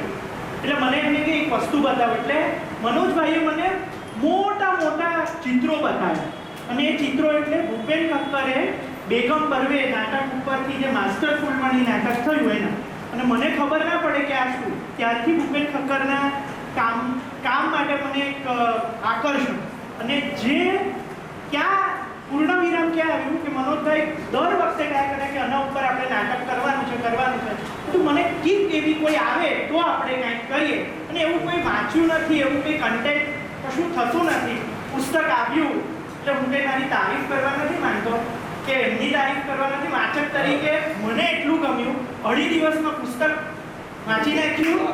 સાહેબને સવારે ફોન કરું, એ સાંજે ફોન કરું એટલે મને એમ કે એટલે મને અંદર થોડુંક એક જગ્યાએ ગુલામ મોહમ્મદ શેખને કંઈક કહેવાનું મત થયું. તો શેખ સાહેબના ઘરે જઈને એમને સંભળાયો જઈને કે સાહેબ તમે આવું કેમ ના કર્યું પુસ્તક માટે? અને સાહેબે કીધું આટલું બધું તે પર બીજું ઘણી બધી વાત છે. અને હું બીજી એક અહીંયા આ મંચ પરથી એક વાત કરું કે અમે આ પુસ્તકથી પ્રેરાઈને સાહેબની પરમિશન હશે જ અમે થોડા વખતમાં કે જ્યારે પણ બનશે ત્યારે ક્યારે ખબર નહીં અમે એક નાટક લઈને આવ્યું. દેશનો મારી પર પણ ફોન આવ્યો હતો, અડધો પોણો કલાક સુધી મારી જોડે વાતો કરી અને એમની તો મેં ઈચ્છા બધી ઘણી છે. કારણ કે હું કંઈ પ્રોગ્રામ કરું તો એમાં તમે હાજર રહેશો એટલું જીવતો હોય છે એ શું પ્રશ્ન કરે. આ પુસ્તક છે તેનું વિમોચન તો થઈ ગયું છે દેશભાઈ રાણાની સર્જનાત્મક ખૂબ સરસ રીતે થયું. હવે આ પુસ્તકને છે તે ફાઇન આર્ટ્સની અંદર અંગ્રેજીની અંદર પણ એનો ખૂબ ગોઠવવાનો છે અને ફાઇન આર્ટ્સની અંદર અંગ્રેજીમાં ફરી પાછું એવું વક્તવ્ય ગોઠવાશે. વિદ્યાનગર બુક લોન્ચ ફોરમ જેવું ચાલે છે ત્યાં પણ આનું ચર્ચાઓ થશે. પછી અમદાવાદમાં પણ ગોઠવવા માટે ઈચ્છે છે. અહીં પેલી લાઇબ્રેરી અંદર મુંબઈમાં પણ ઈચ્છા છે, દિલ્હીમાં પણ સાહિત્ય અકાદમી છે, હિતેશભાઈ રાણાની બહુ મોટી પહોંચ છે, એ ધારે કરી શકે એમ છે. એમના કનેક્શનો બધે ચાલેલા છે, એમની ખૂબ જ મહેચ્છા છે. આ પુસ્તકને ફરીથી રિપેર મારી રીતે મારા ખર્ચે મને જે ગમે છે પણ આ એમને આટલું બધું ના કર્યું ડિસ્ટન્સી પુસ્તકની ક્વોલિટી ઓફ લેઆઉટના એ તો હું મારી રીતે આ બધું કરવા માટે હું કરીશ કે તમારી વાંધો નથી ને તમને. એટલે એમની આવી મહેચ્છા છે. ભવિષ્યમાં અંગ્રેજીમાં પણ આ પુસ્તક થશે એવો મને પાક્કો વિશ્વાસ છે. કોઈ પ્રશ્નો હોય તો એની થોડી વાત કરી લીધી અને પછી આપણે આભાર વિધિ ધવલભાઈ. બે છે એક બુક સમિતિ જે બની હતી એના વિશે કંઈક તમે જાણો છો? ભૂપેન ઠક્કરનો એટલે અતુલ ઓડિયાનો જે શો યોજાયો વડોદરામાં શ્રી ખક્કર પસંદ, એમાં ભૂપેનની જે લાક્ષણિક હ્યુમર એનો પરચો. બુક સમિતિ એટલે ભૂપેન ખક્કર સમિતિ. હું એટલું જ જાણું છું એટલે બુક સમિતિ એક કાલ્પનિક સમિતિ હતી. એટલે સામાન્ય રીતે મધ્યમ વર્ગીય જે વિચારધારાની આપણે વાત કરીએ એમાં શું કયા what are the happening of middle class. તો કે ભાઈ કોઈ પણ ફંક્શન હોય તો આપણે નોટબુક વિતરણ એ આપણો એક મહત્વનો એજન્ડા હોય. એટલે અતુલ ઓડિયાનું જે પ્રદર્શન યોજાયું શ્રી ખક્કર પ્રસન્ન, એમાં એ બધા ભૂપેનના ફેન્સ હતા. એમણે એક સમિતિની રચના કરી, બુક સમિતિ, ભૂપેન ખક્કર સમિતિ. એના ઉપક્રમે એ લોકોએ નોટબુકો છપાઈ અને એ નોટબુકોનું વિતરણ કર્યું. ફારસ આખું, પણ આ એક રિયલ ફારસ. એટલે સુનિલ કોઠારીના હસ્તે એનું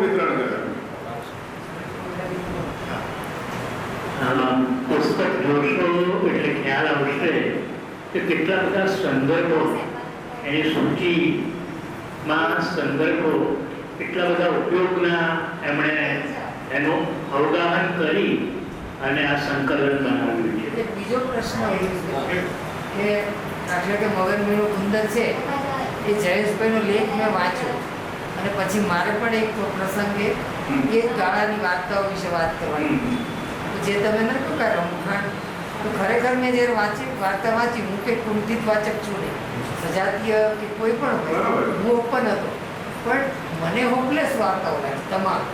મેં આખી વાર્તા સંગ્રહ બહુ પ્રેમથી વાંચ્યો, એક ફકરો લખ્યો પણ ખરો એ ગાળાની વાર્તા છે. તો ઘણીવાર એક આપણે જે એમ કહે છે કે ભાઈ આ સીટ અને હું વાર ખરીદું પણ નહીં બહાર, તો એક અભિપ્રાય ભય પણ ખરો, કારણ કે વાર્તા સાથે મારું નાતું છે.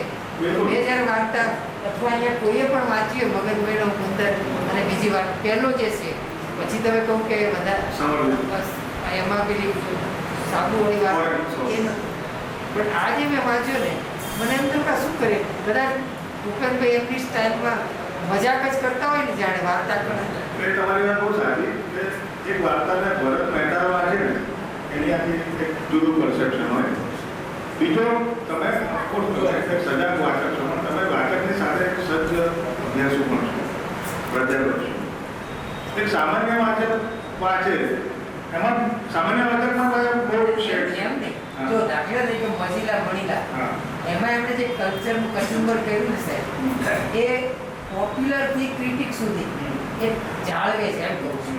એટલે હું માનું છું હું પહેલા એક સામાન્ય ભાવક તરીકે જ વાંચું મગનભાઈનો ઉંદર, ક્રિટિક તરીકે નહીં. આપણે આવતા વાર્તાકારને પણ સરી શકીએ, પણ અહીંયા તો શું છે કોઈ પણ લેવલે રહીને હું વાર્તા સાથે રહી જ શકતો નથી.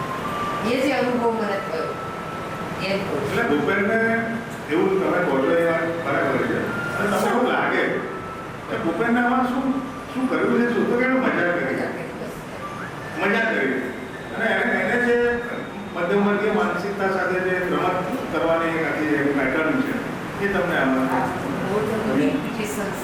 અને એક વસ્તુ યાદ મને આવે છે, આપણો વાઇસ ચાન્સલર યુનિવર્સિટીના એક રામાયણ પર કે મહાભારત ઉપર કંઈક એવું વિચિત્ર બોલ્યા હતા, એનો બહુ મોટો ઉવાબુવો થયો હતો એ ટાઈમની અંદર. અને ભૂપેન કાકાના ઘરે બુદ્ધિજીવી પર ભેગા થાય સાંજે અને બહુ ચંબલ કરવાના અંદર એ બધું હતું. એ વાંચો એટલે ભૂપેન કાકા એવા બધું કોરું કર્યું. ગોધરાનું કાંડ જે થયું છે એના પણ એ સખત વિરોધી હતા અને એમાં પણ એમને ઘણું એ કર્યું. એમની લાક્ષણિકતાઓ બધી અલગ અલગ છે. શ્રી સરદાર ભવન ટ્રસ્ટ તરફથી ભૂપેન્દ્રભાઈ મિસ્ત્રી એક ચોપડી હિરેનભાઈને આપવા માગે છે. 2014માં બંસીદાર અને રાજેન્દ્ર નાણાવટીએ ગુજરાતી અનુવાદ કરેલું અને એ પુસ્તક અમારા અતુલભાઈ શાહે બહાર પાડેલું અને પેલેસમાં એનું વિમોચન હતું. તો આ પુસ્તક હું વિરેનભાઈ કોઠારી સાહેબને હું અર્પણ કરું છું. હવે કોઈને પ્રશ્ન છે કશું કંઈ બધું ચર્ચા આપણે જે પર્સનલી પણ કરી શકીએ છીએ. મારો મોબાઈલ નંબર પણ છે ત્યાં. ધવલભાઈ તમારી લાક્ષણિકતાથી આભાર વિધિ કરો. આખો અહીંયાનો મારું નામ રાવજીભાઈ અને હું અહીંયા લગભગ બધા જ આવું સારો શ્રોતા છું, એક સારો શ્રોતા છું, પણ અહીંયા સારા ભક્તો મને મળે છે એટલું અહીંયા સાચા. હવે જરાક આ જે પિત્તોળની વસ્તુ વાત કરી કરોડો રૂપિયાનો વેચાય છે. આપણે શું કામ એટલો એવું તો શું હશે, પણ હકીકતમાં હું એક બેન્કર છું એટલે બેંકમાં મેં નોકરી કરી અમારે મની લોન્ડરિંગનો સેક્ટર એટલે એટલો કરોડો કીધા એટલું કશું નથી. મની લોન્ડરિંગ એ શું છે? મની લોન્ડરિંગ એટલે જાકે કરણ જોહરે મનોજ અરે કરણ જોહરે એમના 12 ચિત્રો ખરીદ્યા. એને 12 ચિત્રમાં કોઈ રસ નથી અને એના વિશે ખરાબ ચિત્રો થવાના નથી. ફક્ત એના પૈસા બ્લેકના વ્હાઇટ થાય એ જતો રહેશે. એટલે કરોડો 50 ખરીદી શકે અમે કે તમે આપણે ખરીદેલું છે. એટલે આ one type of money laundering છે. આ એકચ્યુઅલી એની કિંમત હોતી નથી. સાહેબનો આ એંગલ પણ ભૂપેન્દ્ર ગામમાં હતો. આ પણ એક દ્રષ્ટિકોણ છે, આ પણ એક વ્યૂ છે. આ એક જાતનો શોખ છે, કાંડો શોખ કરું કે ગમે તે ઇન્વેસ્ટમેન્ટ કરે છે અને ભવિષ્ય પછી ઇન્વેસ્ટમેન્ટ ઉપર એમને બધું વળતર પણ મળે છે. તરુણ ગોવરના એમના છોકરાએ આપણે લેટેસ્ટની અંદર એમના છોકરાએ ચિત્ર એક વેચ્યું ભૂપેન કાકાનું મુંબઈની અંદર લગભગ 7.4 કરોડ મળે છે. અમે સાચી વસ્તુ પણ બધા વચ્ચે એ કહેવી જોઈએ કે ભૂપેન સાહેબ પાસે ત્યાં કેટલી નજીવી કિંમતે આ એ વસ્તુ એ બધું આપણા પુસ્તકમાં છે. ઓલવેઝ પ્લીઝ બીજો પણ પ્રશાસન થઈ શકે. મને તો આ વક્તવ્ય આ વાર્તાલાપ પછી જ ખબર પડી, કારણ કે ચિત્રકળા વિશે એટલું જ સાંભળેલું કે શ્રી કાકાની ગુફામાંથી 30,000 વર્ષ પૂર્વે ચિત્રો મળેલા, કે આદિમાનવોએ પ્રાકૃતિક રંગોથી ચિત્ર દોરેલા, એટલું જ એનું પરિચય. પણ આજે બિલકુલ વિસ્તૃત રૂપે વિરેનભાઈએ આપણને સમજાવ્યું. ભૂપેનભાઈએ જે ચિત્રો દોર્યા અને એ ચિત્રોને આપણી સ્મૃતિના કેનવાસમાં સુભેરે વિરેનભાઈ લઈ આવ્યા. એટલે એમનો ખૂબ ખૂબ આભાર. શ્રોતાગણનો પણ ખૂબ ખૂબ આભાર. બધા જ મંત્રમુગ્ધ થઈ ગયા હતા અને ક્યારે સમય પસાર થઈ ગયો ખબર જ ન પડી. અને આપણને પણ એમ લાગ્યું કે આ વાર્તાલાપ ચાલતો જ રહે. કારણ કે બધા જ આખા મંત્રમુગ્ધ થઈ ગયા હતા. એટલે જે નથી આવ્યા એ તો બહુ જ ગુમાવ્યું છે. તો વિરેનભાઈનો આ તબક્કે ખૂબ ખૂબ આભાર. ધન્યવાદ. એક જાહેરાત મારે કરવાની કે ત્રીજા શનિવારે 21/6 શ્રી ત્રિલોકભાઈ મહેતા સાહેબ ગુજરાતી આવવાના છે ત્રિલોક મહેતા એ શિક્ષણની સોનોગ્રાફી એના પર બોલવાના છે. પછી 5/7 શ્રી મુનિભાઈ મહેતા કરીને બહુ પ્રખ્યાત વ્યક્તિ છે અને રિસર્ચ કરે છે, સાયન્ટિસ્ટ છે. એક પોતે લખેલી એક ચોપડી આધ્યાત્મિક વિકાસનું સંતુલન એના પર કંઈક બોલવાના છે. પછી 941માં છે તે શ્રી સંજયભાઈ ગઢ જે રજનીકાંત કટારિયા સાહેબ સાથે એમને આધ્યાત્મિક વિકાસના બધા ઘણા 36 જે કામ કર્યા છે.